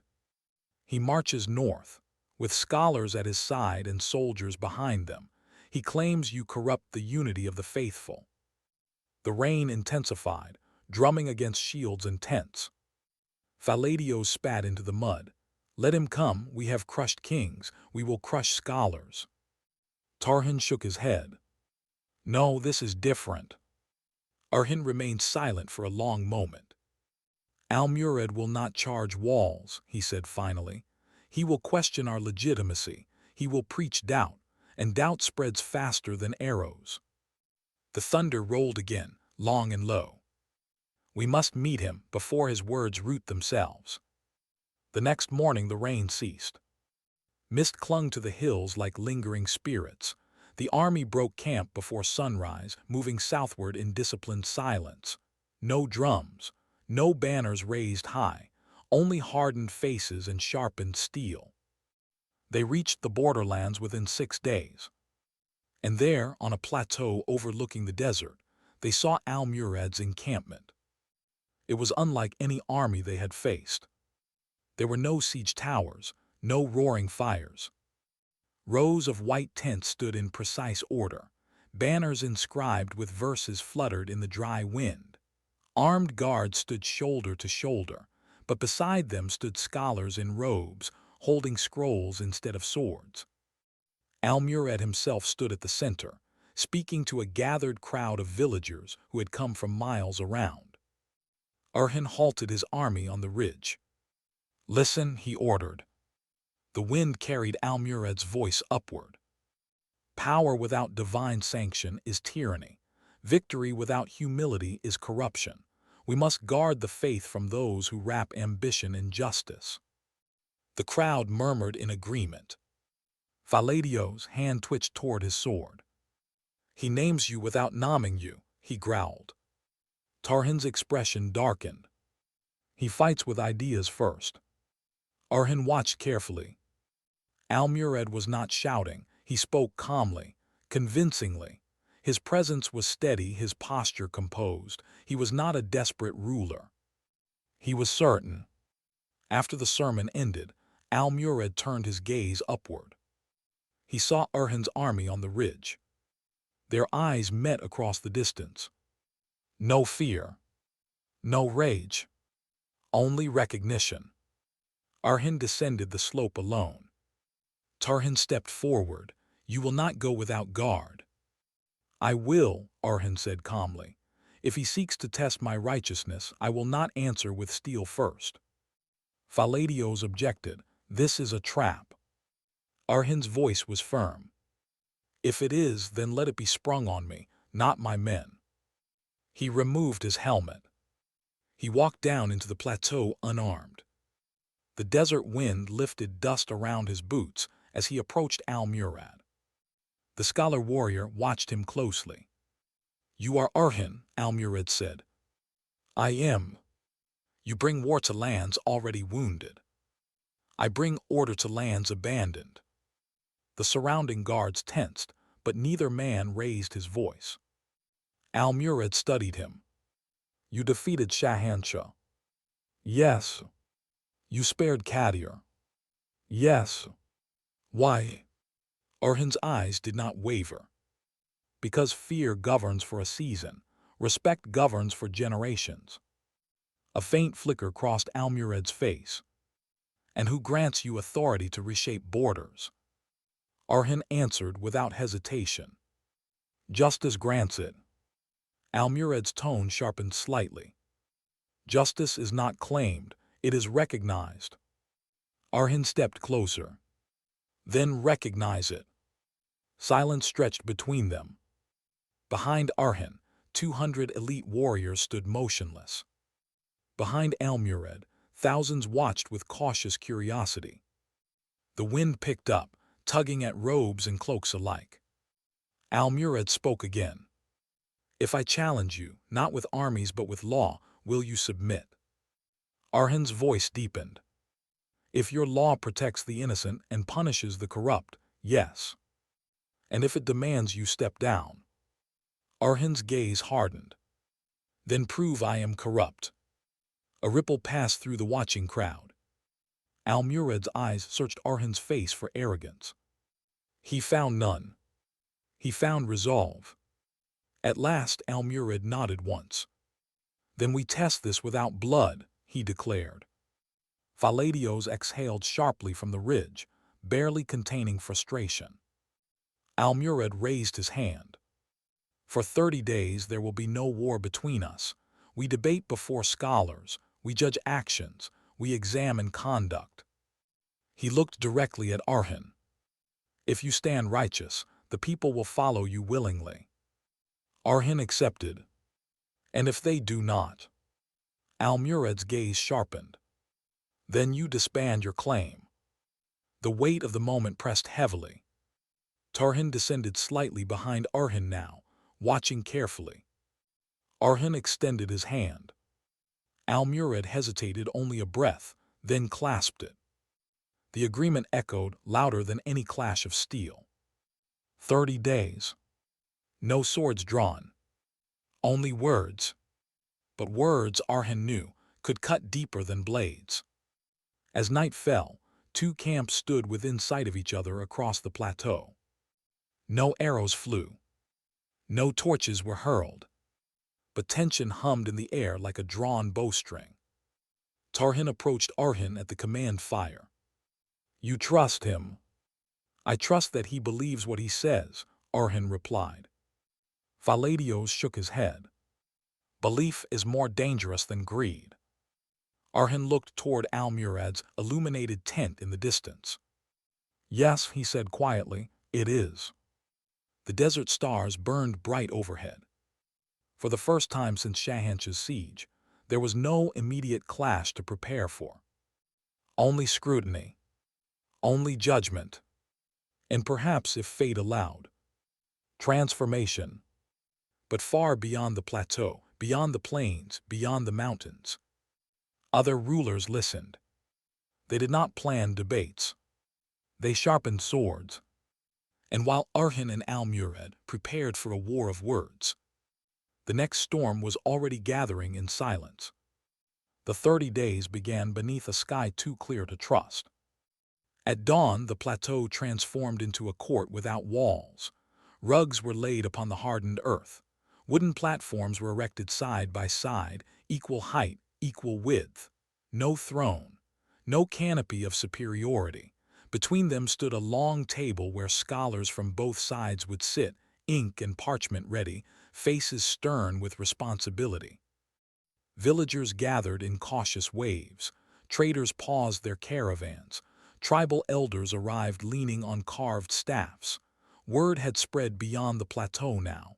This was not merely a debate, it was a reckoning.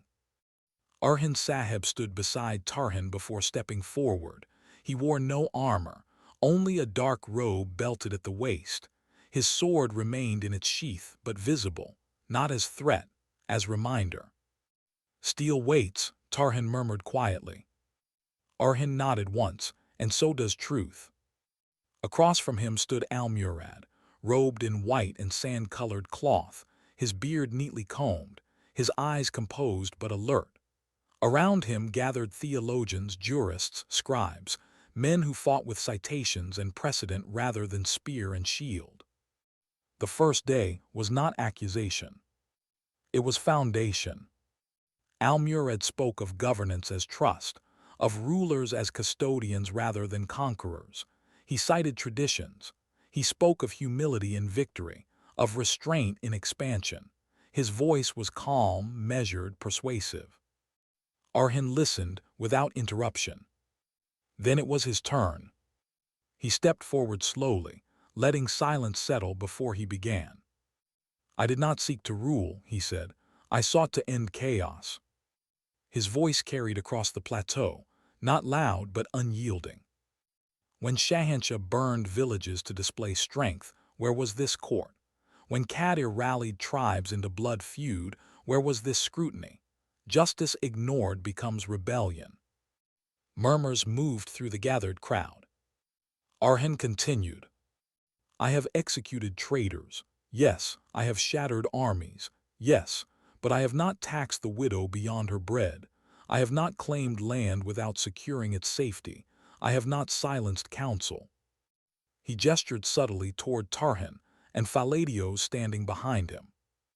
These men argue with me, they challenge me. I do not fear dissent, I fear decay. Almurad watched carefully. Days passed. They debated governance of conquered lands, treatment of prisoners, limits of authority, legitimacy of expansion. The scholars questioned Orhan's rapid consolidation of power. Orhan answered with precise recounting of each decision, why Qadir was spared, why Shahanshah was humiliated but not executed, why alliances were offered before blades were drawn. By the 10th day, the crowd had grown twice its size. By the 15th, delegations from neighboring provinces arrived quietly to observe. But tension simmered beneath the civility. On the 17th night, Tarhan entered Orhan's tent without announcement. There are movements in the western hills, Tarhan said quietly. Orhan looked up from a map. How many? Uncertain, but not Almurad. Faladios entered moments later, face grim. Scouts report banners of the Iron Crescent. The name darkened the air. The Iron Crescent was no fractured coalition. It was a hardened warband led by Emir Saljar, merciless, opportunistic, loyal to no creed but conquest. They march while we speak, Faladios growled. They smell distraction. Orhan rose slowly. How far? 2 days, Tarhan replied. And Al-Murad, Orhan asked. He knows nothing yet. Orhan stepped outside. The plateau was quiet. Fires flickered softly between the two camps. Scholars copied notes by lamplight. Villagers slept believing words were stronger than swords. But somewhere in the west, steel advanced. Orhan walked toward Al-Murad's encampment alone. Guards stiffened but did not block him. Al-Murad emerged before Orhan reached the main tent. You walk late, Al-Murad observed. And you sleep lightly, Orhan replied. They stood beneath the starlight. The Iron Crescent approaches, Orhan said without preamble. Al-Murad's expression did not change, but his eyes sharpened. Are you certain? Yes. A pause. They come not for debate, Orhan added. They come for advantage. Al-Murad looked toward the dark western horizon. If we mobilize now, he said slowly, the people will say this debate was pretense. Orhan's voice hardened. If we do not mobilize, there will be no people left to persuade. Silence stretched between them. Al-Murad closed his eyes briefly. When? 2 days. Al-Murad inhaled deeply. Then tomorrow we announce truth to the gathering, and we stand together. The words carried weight heavier than iron. You would fight beside me, Orhan asked. I would defend what we claim to protect, Al-Murad answered. The next morning, the announcement rippled through the plateau like a shockwave. Gasps, fear, confusion. But when Orhan and Al-Murad stood side by side upon the platform, the murmuring quieted. An external threat approaches, Al-Murad declared. Those who would exploit our discourse for plunder. Orhan stepped forward. This plateau becomes our shared defense. Debate does not mean weakness, it means clarity. Tarhan began mobilizing units immediately. Faladios rode to reposition cavalry. Abdul Rahman organized defensive trenches along the western slope. Scholars who had argued fiercely now carried water and bandages. For the first time, the two camps merged. Not seamlessly, not without suspicion, but with necessity. On the second night, the horizon glowed faintly. Campfires. Dozens. Then hundreds. The Iron Crescent had arrived. At dawn, they revealed themselves. Their armor was darkened steel, their shields painted black and crimson. No scholars accompanied them, only hardened soldiers bearing scars and ambition. At their front rode Emir Saljar. Broad-shouldered, one eye clouded white, his beard braided with bone fragments from defeated foes. He surveyed the plateau and laughed. So the righteous debate, he shouted across the distance. How convenient. Orhan mounted his horse. Tarhan at his right, Faladios at his left, Al-Murad slightly behind, armored now for the first time since the debate began. Saljar pointed his blade toward them. I will settle your arguments, he called out, by burying you together. Then the drums began. Unlike Shahanshah's rhythmic thunder, these drums were chaotic, relentless, primal. The Iron Crescent charged without formation discipline, but with ferocity unmatched. Arrows darkened the morning sky. Tarhan raised his shield just in time, deflecting 3 in rapid succession. Hold, Orhan commanded. The front lines braced. The impact was brutal. Steel slammed against shields, spears splintered, the sound was deafening. Faladios broke formation deliberately, leading a wedge into the enemy's right flank. His mace rose and fell like a hammer of judgment. Al-Murad fought beside Abdul Rahman, his movements precise and economical, not as wild as Faladios, not as fluid as Tarhan, but steady. Saljar carved through the center like a beast unleashed. He sought Orhan. Their eyes met through chaos. Saljar dismounted mid-charge and slammed into Orhan's line with terrifying force, scattering men. "You hide behind words," Saljar roared. Orhan stepped forward. "I hide behind nothing." Their blades collided with a shock that reverberated through both armies. Saljar fought brutally, no finesse, only overwhelming strength. Each strike meant to shatter bone. Orhan absorbed, redirected, countered. Tarhan intercepted 2 of Saljar's men, attempting to flank his commander, cutting them down before their blades completed the arc.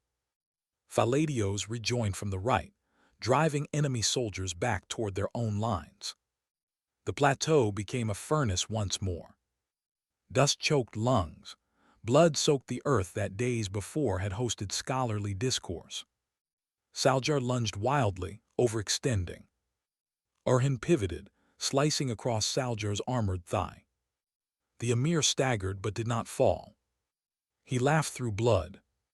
"Good," he snarled, "you are not soft." He charged again. This time Orhan met him head-on. Their swords locked, faces inches apart. "You thrive in chaos," Orhan said through clenched teeth. "It is honest," Saljar spat back. Orhan twisted sharply, disarming Saljar with a sudden torque of the wrist. The blade flew into the dust. Before Saljar could recover, Orhan struck the back of his knee, forcing him down. Tarhan placed his sword at Saljar's throat. The iron crescent faltered at the sight.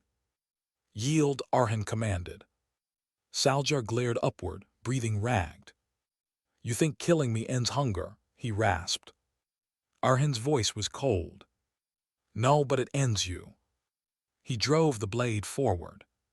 Saljar collapsed. The iron crescent broke. Some fled west, some dropped weapons, some fought to the death. Within an hour, the plateau belonged once more to those who had debated upon it. But the cost was heavy. Bodies from both camps lay intertwined.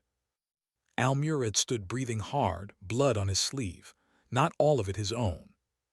He looked at Orhan. "You were right." Orhan shook his head slightly. "No, we were tested." The survivors gathered in uneasy silence. The debate had ended not by verdict, but by shared battle. Al-Murad stepped forward before the assembled people. "I questioned his authority," he said, gesturing toward Orhan. "Today I witnessed his restraint and his resolve." He turned to Orhan fully. "I do not withdraw scrutiny, but I withdraw opposition." The words echoed across the plateau. Orhan inclined his head respectfully. "Then let scrutiny continue," he replied, "but let unity stand." As the sun dipped low, the plateau once again fell quiet. Not peaceful, but steadier. Tarhan approached as medics tended the wounded. "This victory will travel faster than the last," he said. Orhan gazed toward the western horizon, where the iron crescent had vanished. "Yes," he replied softly. "And so will the next challenge. Far beyond the desert line. Beyond cities not yet touched by their banners. Rulers calculated. Not impulsively like Shahanshah. Not emotionally like Qadir. Not recklessly like Saljar. But patiently. Because power rising through both sword and legitimacy was far more dangerous. And such power would not go unanswered. The plateau did not return to what it had been. It could not. Where scholars had once argued beneath calm skies, the earth was now carved with trenches and darkened by blood. The rugs were rolled away, the wooden platforms dismantled, ink-stained parchments replaced by burial shrouds. But something had shifted, something neither forged entirely by steel nor sealed entirely by speech. Al-Murad remained 3 days after the battle. Not as rival, not yet as ally, as witness. On the first night after Saljar's fall, Orhan stood at the edge of the encampment, watching pyres burn in solemn rows. Flames rose steady into the star-filled dark, no cheers of victory, No songs, only prayer. Tarhan approached quietly. "The men ask what comes next," he said. Orhan did not look away from the fires. "They always do." "And your answer?" Orhan's jaw tightened. "We consolidate." Tarhan was silent for a moment. That word frightens rulers more than conquest. "Yes," Orhan replied, "because conquest is visible, consolidation is permanent." Behind them, Faladios supervised the final executions of captured Iron Crescent captains who had refused surrender. No spectacle, no cruelty, swift and deliberate. Al-Murad emerged from his tent and walked toward Orhan. "You bury your dead before claiming spoils," Al-Murad observed. "They carried the spoils of loyalty," Orhan answered. "That is enough." Al-Murad studied him. "The southern tribes now look to you," he said, "not merely as commander, but as judge." Orhan finally turned his gaze. "And what do you see?" Al-Murad paused. "I see a man walking a blade's edge. If you lean too far toward dominance, you become Shahanshah. If you lean too far toward mercy, you invite another Saljar." Orhan's expression remained steady. "Then I must remain balanced." The desert wind swept across the plateau, stirring ashes into the night. Al-Murad spoke again, more quietly.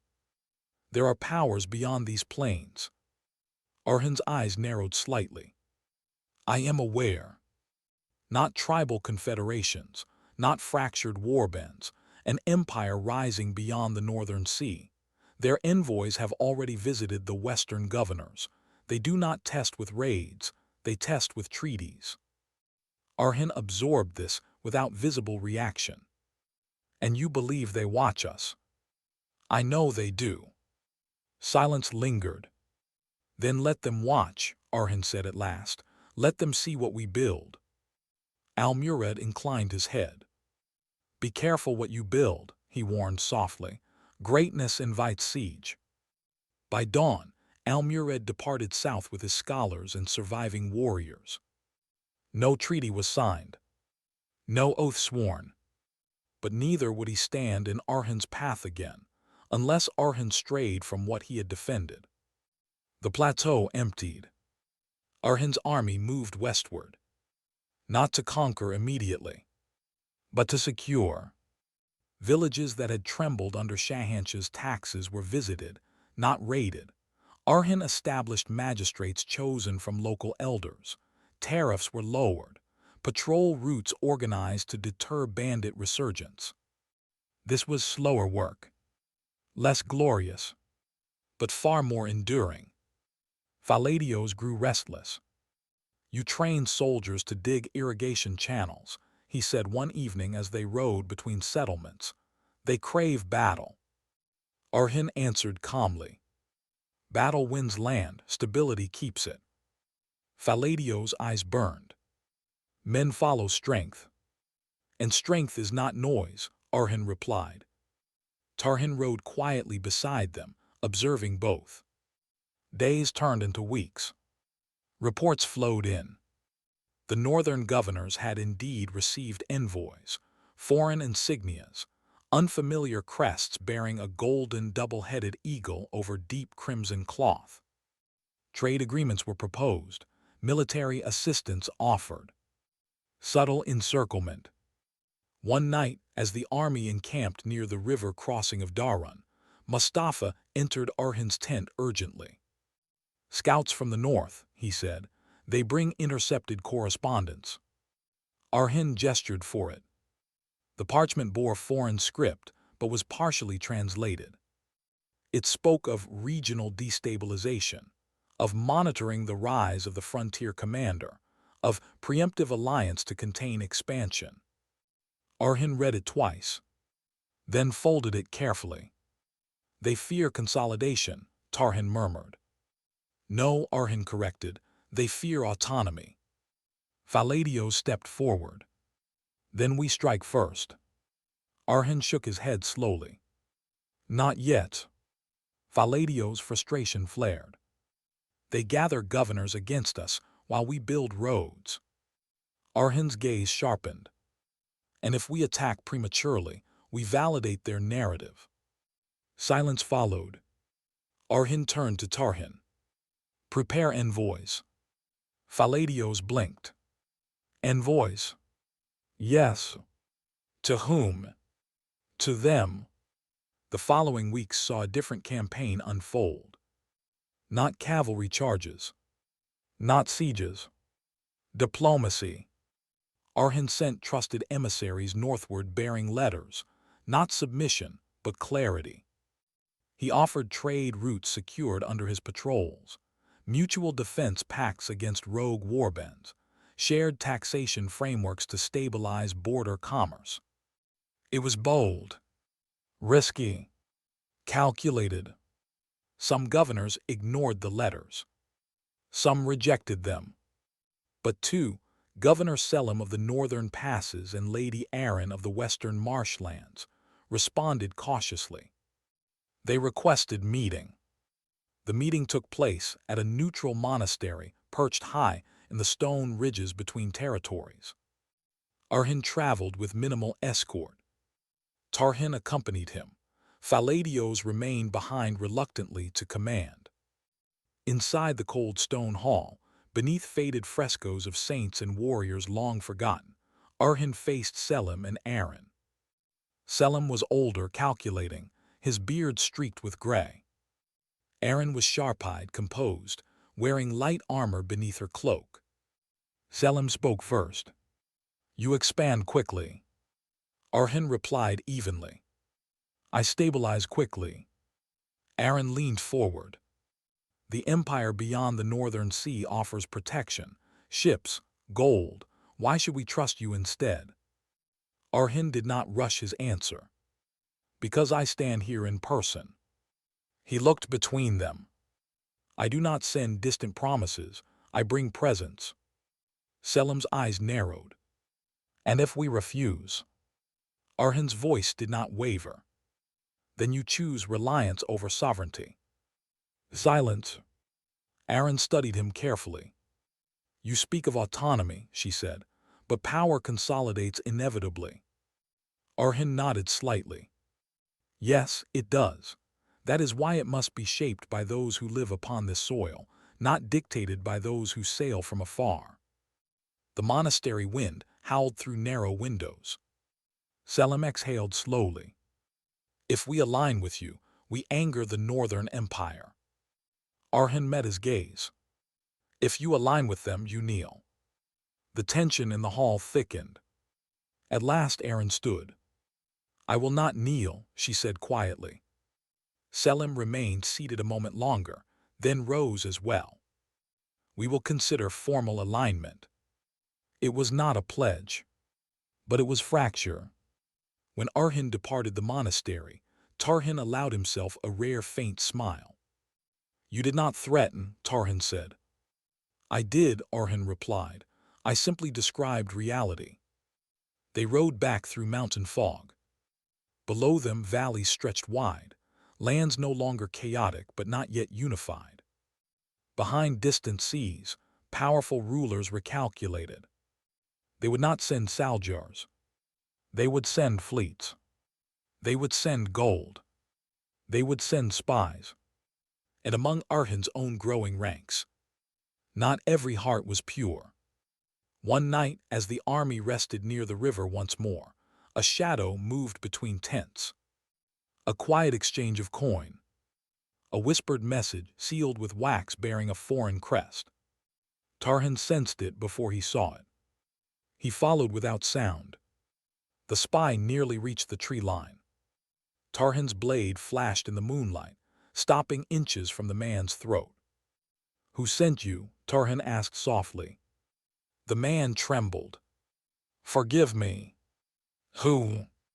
"The northern envoy. They promised land protection." Tarhan dragged him back to camp. Orhan listened, without visible anger. "How many more?" Orhan asked. The spy hesitated. Tarhan pressed the blade slightly closer. "5," the man whispered. Before dawn, the 5 were found. No public spectacle. No drawn-out punishment. Just quiet removal. As the sun rose, Orhan addressed the assembled soldiers. "There are those who will offer you safety in exchange for loyalty elsewhere," he said. He let the words settle. "Understand this, loyalty is not demanded, it is chosen." He looked across their faces. "If any man wishes to leave, he may do so now." No one moved. The wind stirred banners gently. Orhan nodded once. "Then we move forward." Weeks later, the first northern fleet appeared on the distant coast, dark silhouettes against the horizon. Not invasion. Observation. Testing. Orhan stood upon a coastal cliff beside Tarhan and Faladios. Ships dotted the sea like patient predators. "They come," Faladios said, jaw tightening. "Yes," Orhan answered. Tarhan watched the sails carefully. "They do not attack." "Not yet," Orhan replied. He turned from the sea. "Strengthen the harbors, fortify trade routes, train naval contingents." Faladios blinked. "Naval." Orhan's eyes reflected the waves. "If they test us from sea, we answer from sea." The wind carried salt and warning. Behind them, settlements thrived cautiously under new stability. Before them, a vast empire watched. And beyond that empire, unknown forces stirred. Orhan Sahib placed his hand on the stone railing, overlooking the endless water. "This," he said quietly, "is no longer a frontier." Tarhan stood beside him. "It is a threshold." The ships on the horizon did not turn away. They remained, silent, calculating. And somewhere, aboard one of those vessels, a strategist studied maps bearing Orhan's name. The next chapter would not begin with drums. It would begin with infiltration, with treaties sharpened into traps, with alliances designed to fracture from within. Orhan sensed it in the stillness. War was evolving, and so would he. The ram swung again, and the sound of it was not merely wood striking stone, but a judgment hammering at the ribs of the ridge. Dust burst outward from the patched wall in pale clouds, and the timber brace groaned like an old man dragged from sleep. Men pressed their shoulders into the inner stones, trying to become mortar with their own bodies, while above them the air still stank of smoke from the ruined siege tower, and the dawn light came thin and sickly through it, as if even the sun watched with reluctance. Orhan Sahib did not move from the battlement edge. He stood where the world could see him, because when stone begins to fail, men look not to stone, but to the one who promised them it would hold. His sword was raised, not as ornament, but as an axis around which courage could still turn. "Hold," he said, and the word traveled through the defenders like a nail driven into trembling wood. "Hold, and Allah will hold you." Below, Shahanshah's men chanted to the rhythm of the ram, their voices rising and falling like a sea. They had tasted weakness in the patched wall, and weakness is the sweetest blood to a hungry army. Shahanshah himself rode close, face rigid with fury, his gestures sharp enough to cut. And there, beside him, Zarkan sat on his horse like a man reborn into importance, pointing again and again at the same cursed seam, eager to prove that his betrayal had value. The ram team drew back for another swing. Orhan Sahib turned his head once toward Alaliuddin Sahib. "Fire pots," he said. Alaliuddin Sahib's eyes were already narrowed, measuring distance. "If we throw now, the wind may kiss it back into our own faces." "Then we throw with prayer," Orhan Sahib replied. "And if Allah sends it back, we will breathe smoke and still stand." Alaliuddin Sahib signaled, and men carried forward 2 clay pots wrapped in cloth. They hurled them down toward the ram team. The pots broke, pitch splashing black and wet across shields and shoulders. For a heartbeat there was only the slap of liquid. Then a torch followed. Fire bloomed, and a roar rose from below as men screamed, slapping at their own armor trying to tear burning cloth away. The ram team faltered, chains rattling, the heavy log sagging. But Shahansh's discipline was cruel and practiced. He waved his arm, and fresh men rushed in with wet hides, smothering flame, dragging burning soldiers aside as if they were nothing more than spoiled meat. The ram's chains were seized again. The log was lifted again. The wall did not get the mercy of a pause. Another ünde ayer. The patched stones shuddered. A thin crack widened, and a wedge of mortar fell like sand through fingers. Mahmud and his 10 men were there, faces gray with dust, pressing stones into gaps with bleeding hands. Mahmud looked up at Orhan Sahib through the haze and shouted, voice breaking, "It will not hold, Sahib." Orhan Sahib answered without hesitation, because hesitation kills faster than any sword. "Then we make the breach our slaughterhouse," he roared. "Daimir Khan, bring your strongest. Abdul Rahman, shift archers to the inner yard. Shoot into the opening the moment it shows a face. Mustafa, boiling water to the gap, not over the wall into the mouth when it opens." The fortress moved like a wounded beast still capable of tearing throats. Men ran with buckets, with stones, with pikes. Wounded men crawled to new positions, refusing to be left behind. Even fear became useful, turning into speed, into sharp attention, into readiness. And in the midst of that, Orhan Sahib felt a strange calm settle deeper, like a second heart beating beneath his own. This was the moment he had been marching toward since the forest, since the creek, since the first arrow hissed through darkness. The siege was not a wall around them. It was a test pressing directly on their souls, asking who they were when the stone itself began to betray. The ram swung again. The crack became a line.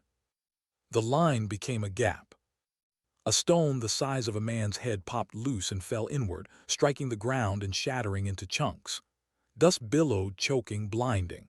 Men coughed, eyes streaming. Then through that dust came the first enemy hand, gloved, desperate, reaching in as if trying to pull the wall open like cloth.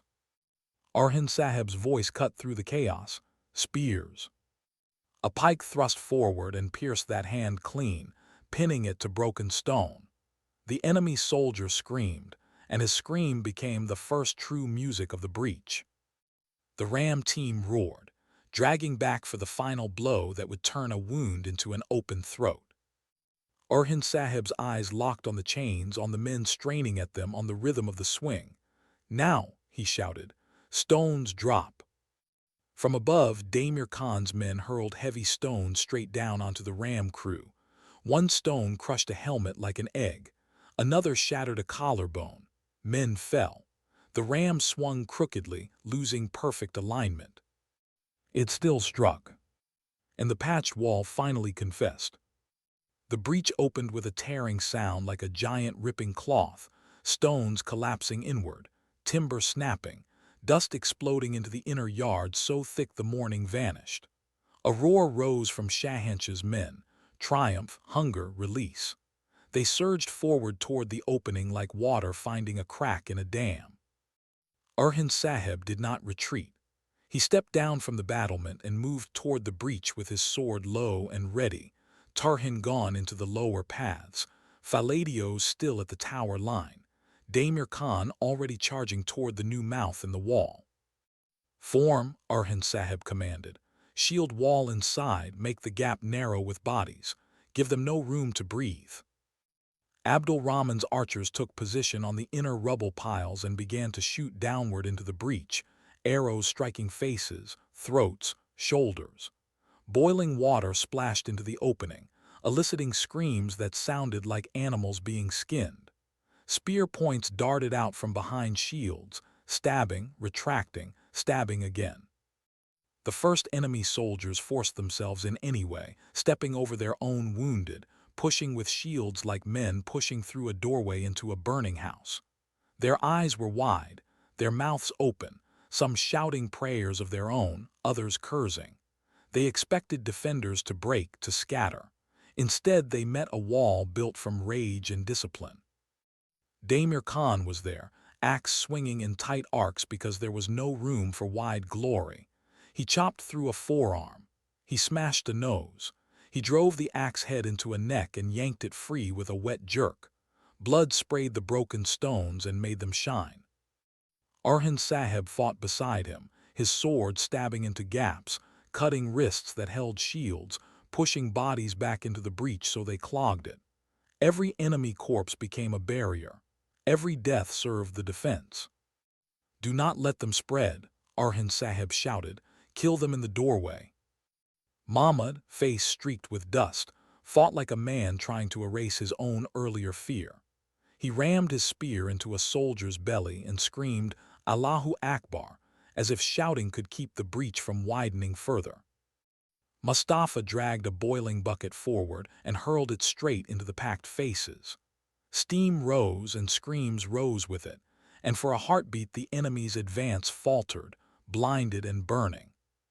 But Shahanshah was not a man who stopped feeding a fire once it caught. He saw the breach open and threw men into it as if throwing straw into a furnace.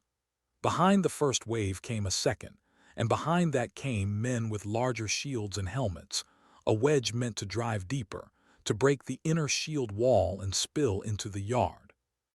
Orhan Sahib felt the pressure increase, felt it as a physical force, pushing against his arms, pushing against Damir Khan's shoulders, pushing against the very breath of the defenders. Then he heard it, a horn blast from the enemy rear, sharper, more commanding than the usual noise. Shahanshah was sending his chosen. A unit of heavy infantry moved toward the breach, their armor darker, their shields larger, their pace steady. They did not shout. They did not rush. They came like a verdict.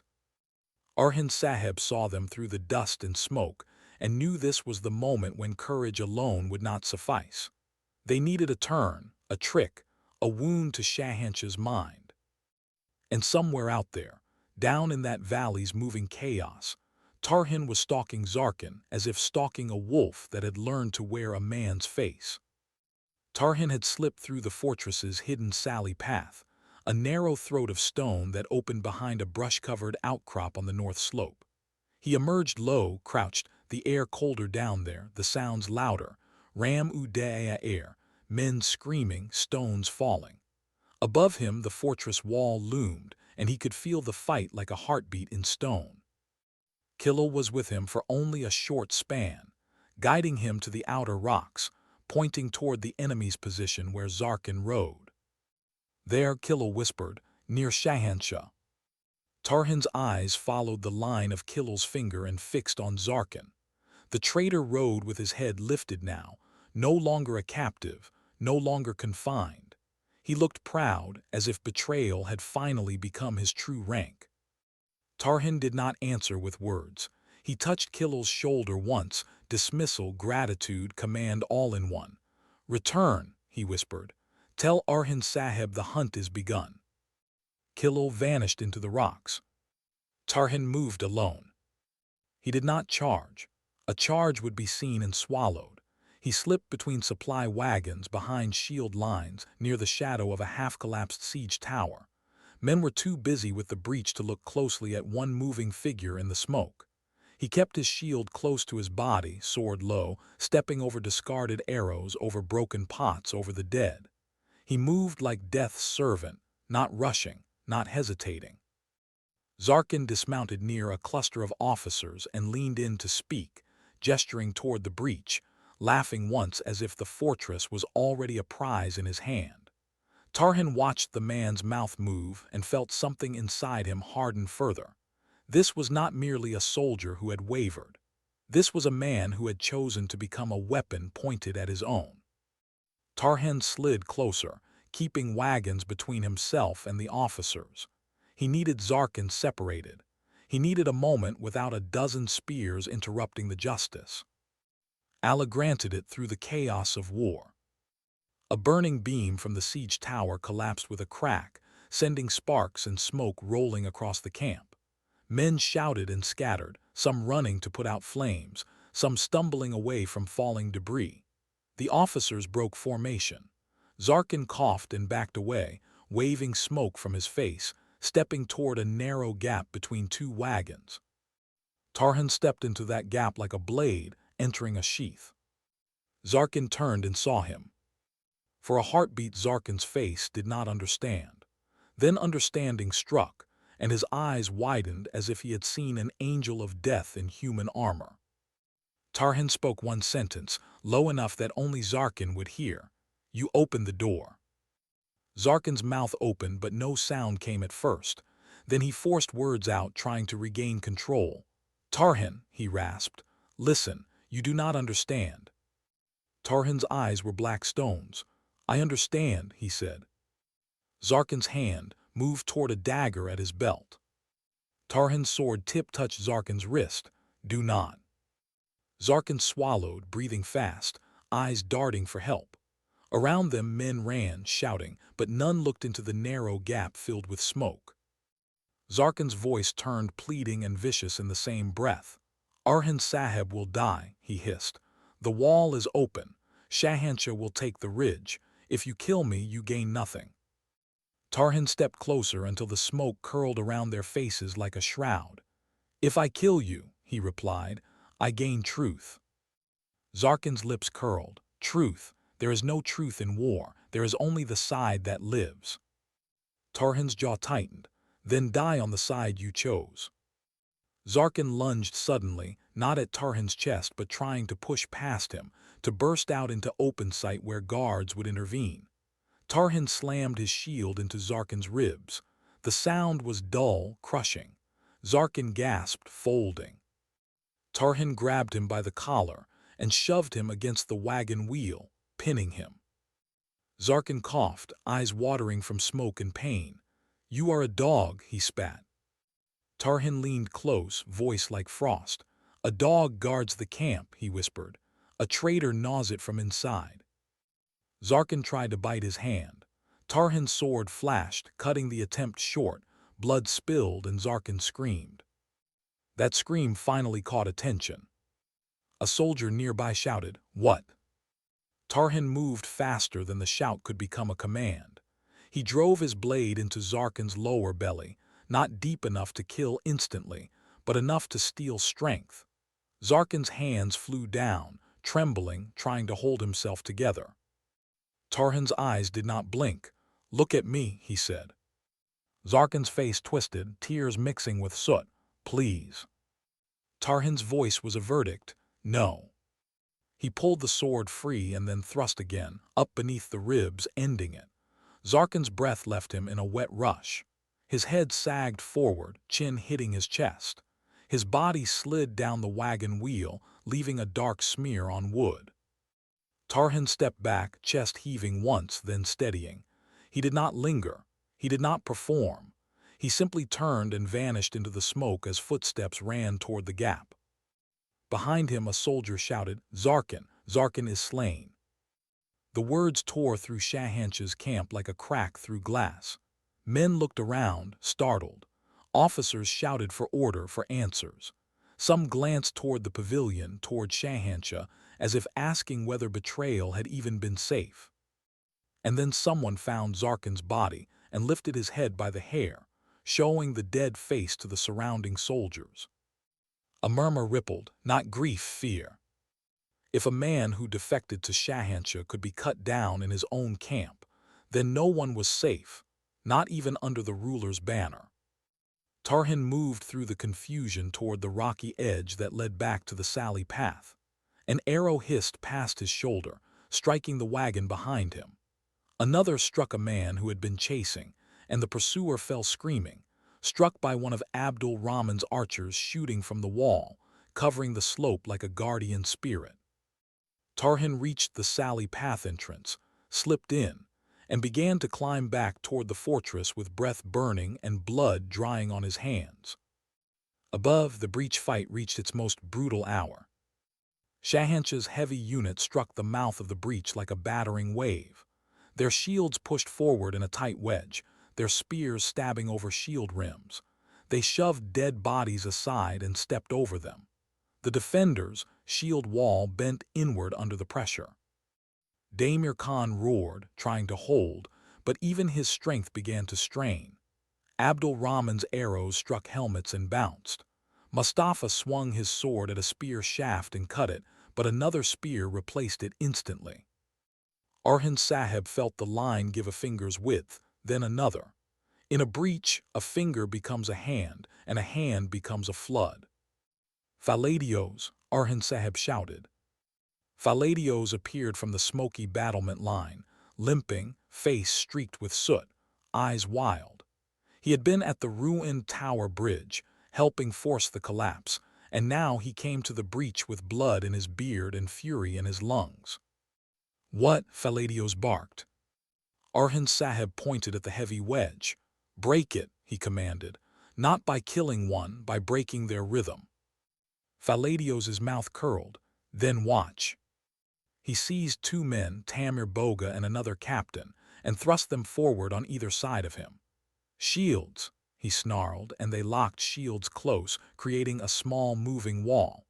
Faladios crouched behind it, then surged forward into the breach mouth like a bull into reeds. He did not swing his sword first. He slammed his whole body into the enemy shield wedge. The impact was thunderous, and for a heartbeat the heavy unit's forward pressure stalled. Faladios roared, "Allahu Akbar," and his blade snapped out, cutting at the knees behind the first shield's, low, vicious, effective. A soldier fell, his shield dropping. A gap opened. Orhan Sahib seized the gap instantly. He stepped into it and drove his sword into a throat exposed by fallen shield, then wrenched it free and shoved the body sideways, widening the opening. Damir Khan saw what Orhan Sahib was doing and bellowed, "Press, press." The defenders poured their strength into that one opening. They stabbed into it, pushed into it, widened it, turning the enemy wedge into a stuttering, broken thing. The heavy unit tried to regain cohesion, but in a breach mouth there is no room for elegance. There is only pressure and panic. Then from above, Alevleniyor Sahib shouted, "Stone." A massive rock, pried loose from a rubble pile, was rolled down from an inner ledge. It slammed into the enemy line at the breach mouth, crushing two men, knocking shields aside, breaking the wedge's spine. Bodies toppled. Men screamed. Orhan Sahib's voice rose like iron. "Drive them out." The defenders surged with renewed fury, hacking, stabbing, shoving. Enemy soldiers began to retreat back through the breach, stumbling over their own dead, slipping in blood and dust.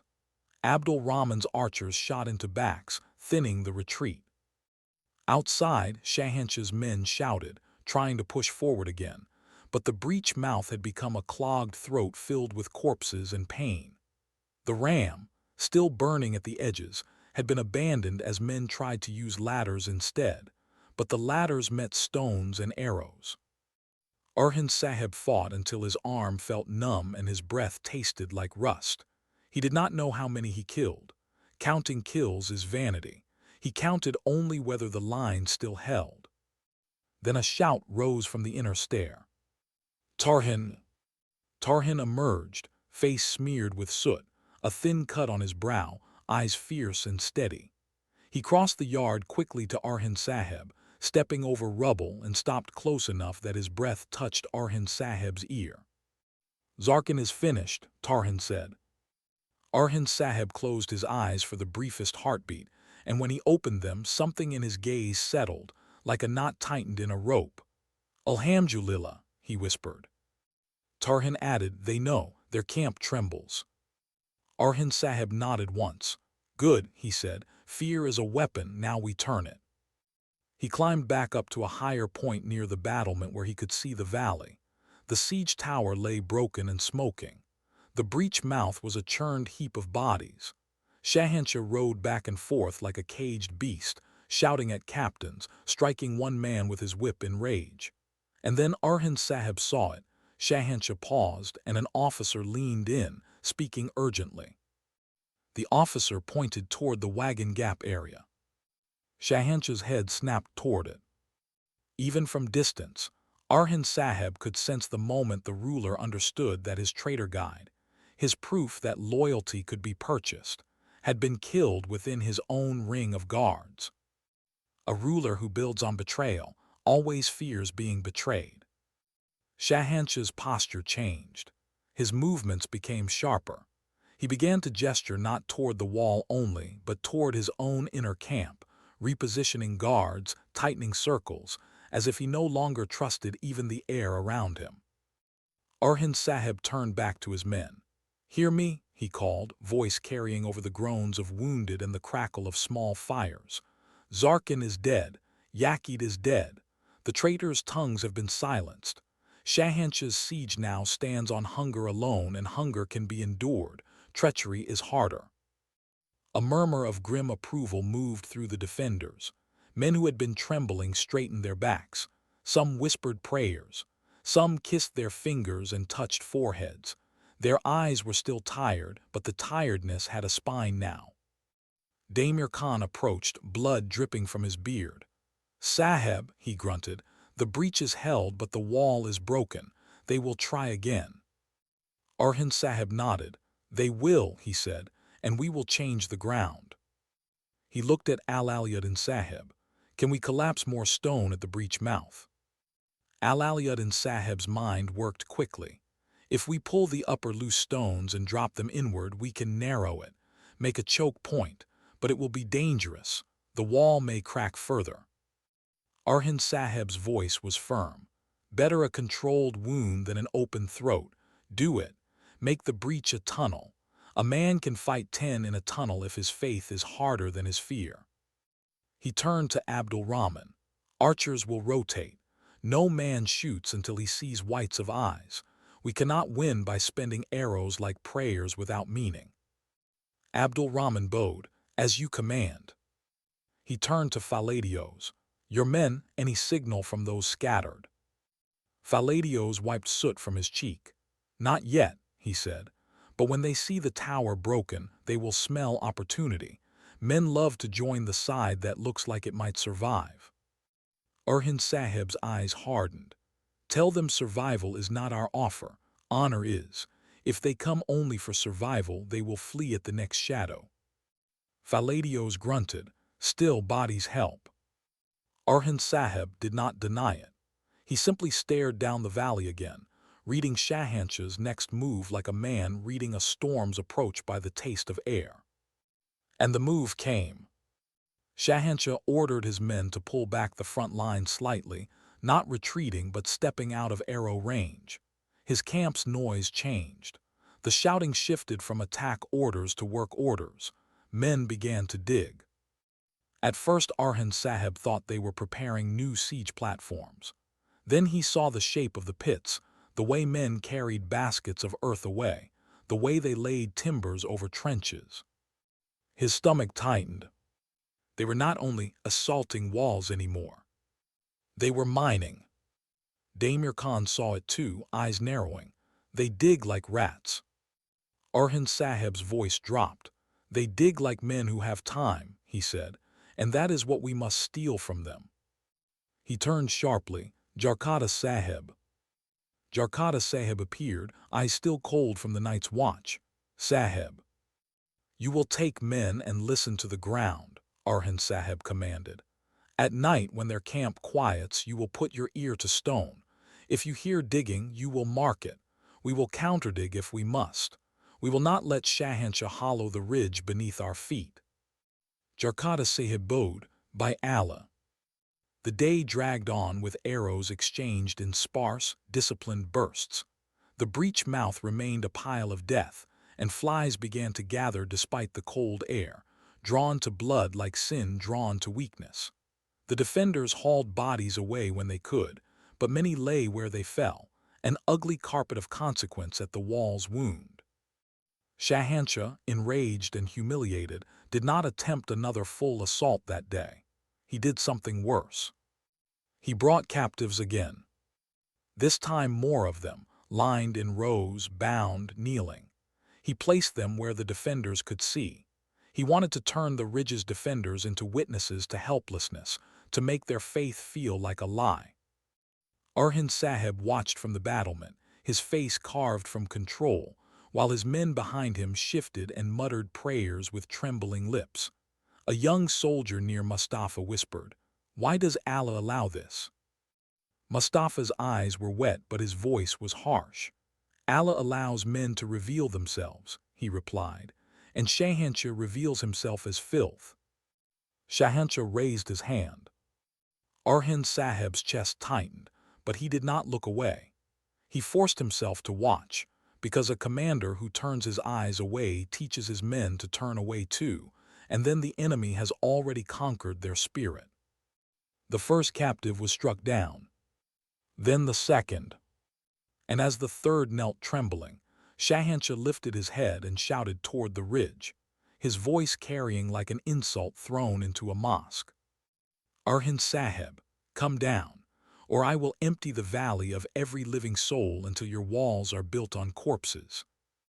Orhan Sahib leaned forward over the battlement, and his reply was quiet at first, then grew until it carried. You threaten Allah's servants, he called. So Allah will send you a threat you cannot whip away. You will not die in your bed, Shahanshah. You will die with fear in your mouth, and you will know in your last breath that you spent a lifetime building a throne on sand. Shahanshah's face contorted. He shouted something to his guards. And then a messenger rode out from his inner camp, carrying a small object wrapped in cloth, holding it up for the ridge to see. The cloth was pulled away. A head was held aloft. Not a soldier's head. A villager's head, old, gray-bearded, eyes still open, mouth slack in death. A wave of horror moved through the defenders. Mahmud made a sound like a man choking. Damir Khan's hands trembled on his axe. Abdul Rahman's jaw clenched so hard his teeth creaked. Shahanshah shouted again, "This is only the beginning." Orhan Sahib felt rage rise like fire in his ribs. He felt the temptation to pour out of the walls and drown in vengeance. He felt it, and he strangled it, because Shahanshah was feeding on that temptation. A desperate ruler loves to bait brave men into stupid death. Orhan Sahib turned away from the battlement and faced his men.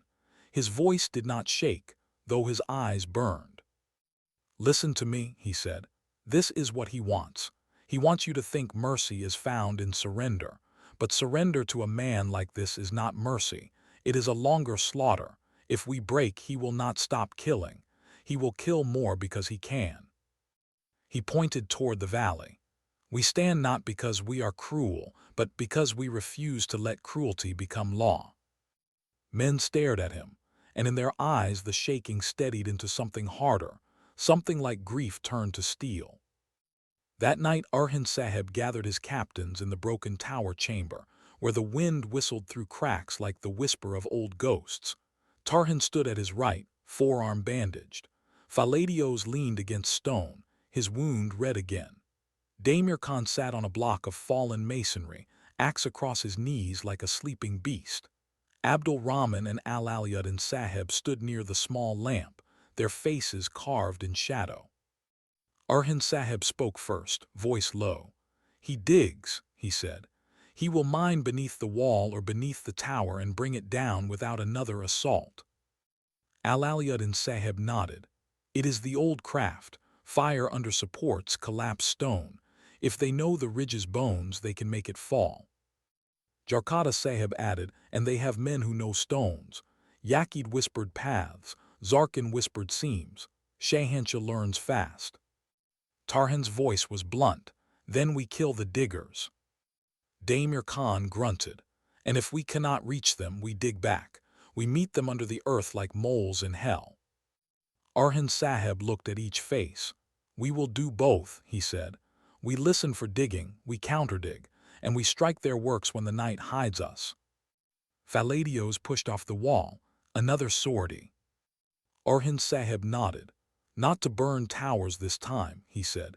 "To burn time, to make Shahanshah fear every shadow again." Abdul Rahman's brows tightened. "Our men are tired, if we bleed them in sorties." Orhan Sahib's gaze held him. "If we do nothing, hunger kills us slowly and the mind kills us suddenly," he said. "Better to choose when we bleed." Silence held for a heartbeat. Then Orhan Sahib spoke words that carried the taste of risk. "We will also send a message." Damir Khan snorted. To Shahanshah, he listens only to his own hunger. Not to him, Orhan Sahib said, to those under him. He looked at Mahmud, who stood near the doorway, face still haunted by the day's executions. Mahmud, Orhan Sahib said, you will write a proclamation. You will name Yaqid as dead, Zarkin as dead. You will say their silver did not save them. You will say Shahanshah's mercy is a lie proven by kneeling captives' blood. And you will promise this. Any soldier who leaves Shahanshah's camp at night and comes to us unarmed will be fed and spared. Mahmud swallowed. They will call it trickery. Orhan Sahib's voice was calm. Let them. Truth does not die because liars insult it. Faladios's mouth curled. And how do we deliver it? Orhan Sahib's eyes narrowed. With arrows, he said. Wrap the proclamation to shafts and loose them into the outer tents at dawn. Let men wake and read while fear still tastes fresh. Tarhan nodded once. Clever. Orhan Sahib turned to Jarkata Sahib. Tonight you listen. If you hear digging, mark it. At first light we begin counterdig inside with quiet men. We will not sleep in ignorance. Jarkata Sahib bowed. By Allah.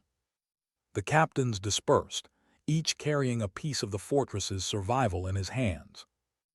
Orhan Sahib remained alone for a moment, standing in the broken tower where the wind moved through old stones. He looked down into the valley where Shahanshah's camp glowed like an angry constellation. Somewhere down there, Yaqid's body lay cooling, Zarkin's blood darkening. Shahanshah still breathed, still commanded, still promised slaughter. Orhan Sahib whispered into the wind, O Allah, you who see what men hide, do not let the tyrant's digging reach our heart before we strike his. As the night deepened, the fortress grew quieter. Men slept in shifts, weapons beside them. The wounded moaned softly. The well bucket creaked once and then stilled. The breech mouth sat in darkness like a missing tooth. Jarkata Sahib did his work, lying with his ear against cold stone, listening like a priest listens for the tremor in a sinner's confession. For a long time he heard only wind and distant camp noise. Then faintly the ground spoke. Not in words. In scraping. In steady, patient scratching. Jarkata Sahib's eyes opened wider, and he pressed his ear harder. Yes. Digging. He moved quickly, silently, marking the stone with chalk, then another mark, then another, following the sound's direction. He returned to Orhan Sahib before midnight, breath controlled but urgent.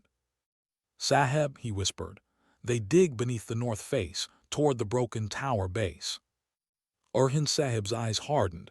How deep? Jarkata Sahib shook his head. Hard to tell, but close enough that I can feel it in the stone. Orhan Sahib nodded once. Wake Alevleniyor Sahib, he commanded. Wake Damir Khan, we dig tonight. When they gathered near the inner side of the north wall, Orhan Sahib stood over the marked stone and looked at the men he had chosen, men who could swing picks in silence, men who could endure cramped darkness without panic. Alevleniyor Sahib brought tools, brought torches, brought clay jars of water to keep dust down.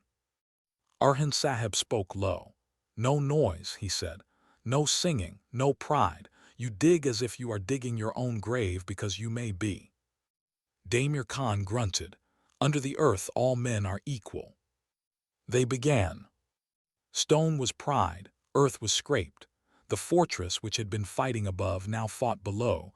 Dirt filled fingernails. Sweat ran cold. Torches hissed in narrow air. The sound of digging was muffled, but to men doing it, it sounded like thunder trapped under a blanket. Orhan Sahib did not dig himself. A commander must not be buried before his men. He stood at the tunnel mouth, listening, watching faces, judging how long they could endure before fatigue became mistake. Hours passed like slow drops of water in a cave. Then a man in the tunnel froze, raising a hand. Silence. Everyone held breath. From the other side of the earth came a muffled sound, voices, faint, foreign, enemy miners, close. Damir Khan's eyes gleamed in torchlight like a beast's. We have them, he whispered. Orhan Sahib leaned in, voice low as prayer. "Not yet," he said. "We do not break through blindly. We prepare fire. We prepare smoke. We choke their tunnel and collapse it on them if Allah permits." Alauddin Sahib nodded, bringing forward a clay jar of pitch and rags. "We can smoke them," he whispered. "Force them to flee." Orhan Sahib's gaze sharpened. "Or force them to die," he said, and there was no cruelty in it, only necessity. A tunnel is not a battlefield where mercy can be practiced easily. Under the earth, one mistake collapses both armies into the same grave. They prepared quietly, soaking rags, readying flame. Above, Shahanshah's camp remained restless, unaware that the ridge had begun to bite back beneath the ground. And as Orhan Sahib watched the tunnel mouth and felt the earth tremble with enemy digging, he also felt something else, something that made his skin tighten. A change in the valley's sound. Not the steady noises of a camp. A shifting, a gathering. A different rhythm of drums, slower now, heavier, like a funeral beat preparing for a new cruelty. Orhan Sahib stepped out into the cold night air and climbed back to the battlement to look. In the darkness below, Shahanshah's men were dragging something forward from the rear lines, something wide and low, covered in hides. It moved slowly, pulled by oxen. Torches clustered around it like fireflies around carrion. It was not a tower. It was not a ram. It was a shielded platform, an earth mover, a covered seed shed meant to protect miners and sappers as they approached the wall, to let them work closer, safer, to let their digging mouth rise nearer to Kara Ridge's bones. Shahanshah had not placed all his hope in one mine. He was building many teeth. Orhan Sahib's jaw tightened until it ached. He turned his face toward the stars that still lingered faintly above smoke and whispered a vow that tasted like iron. "If he comes under the earth," he murmured, "then under the earth we will meet him. If he comes over the wall, we will meet him on stone. If he comes through hunger, we will meet him with patience." He looked down into the valley one more time, seeing Shahanshah's banner moving like a dark serpent, seeing new siege works crawling forward, seeing the ring tightening not only around the fortress, but around time itself.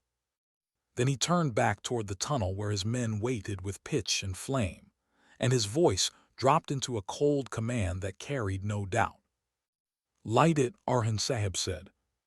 And as the first rag caught flame and the smoke began to curl into the earth, the ridge itself seemed to inhale, preparing to exhale death into the mine, while above, Shahanshah's camp prepared its next assault, ignorant that Kara Ridge had begun a war not only of walls and arrows, but of darkness beneath darkness.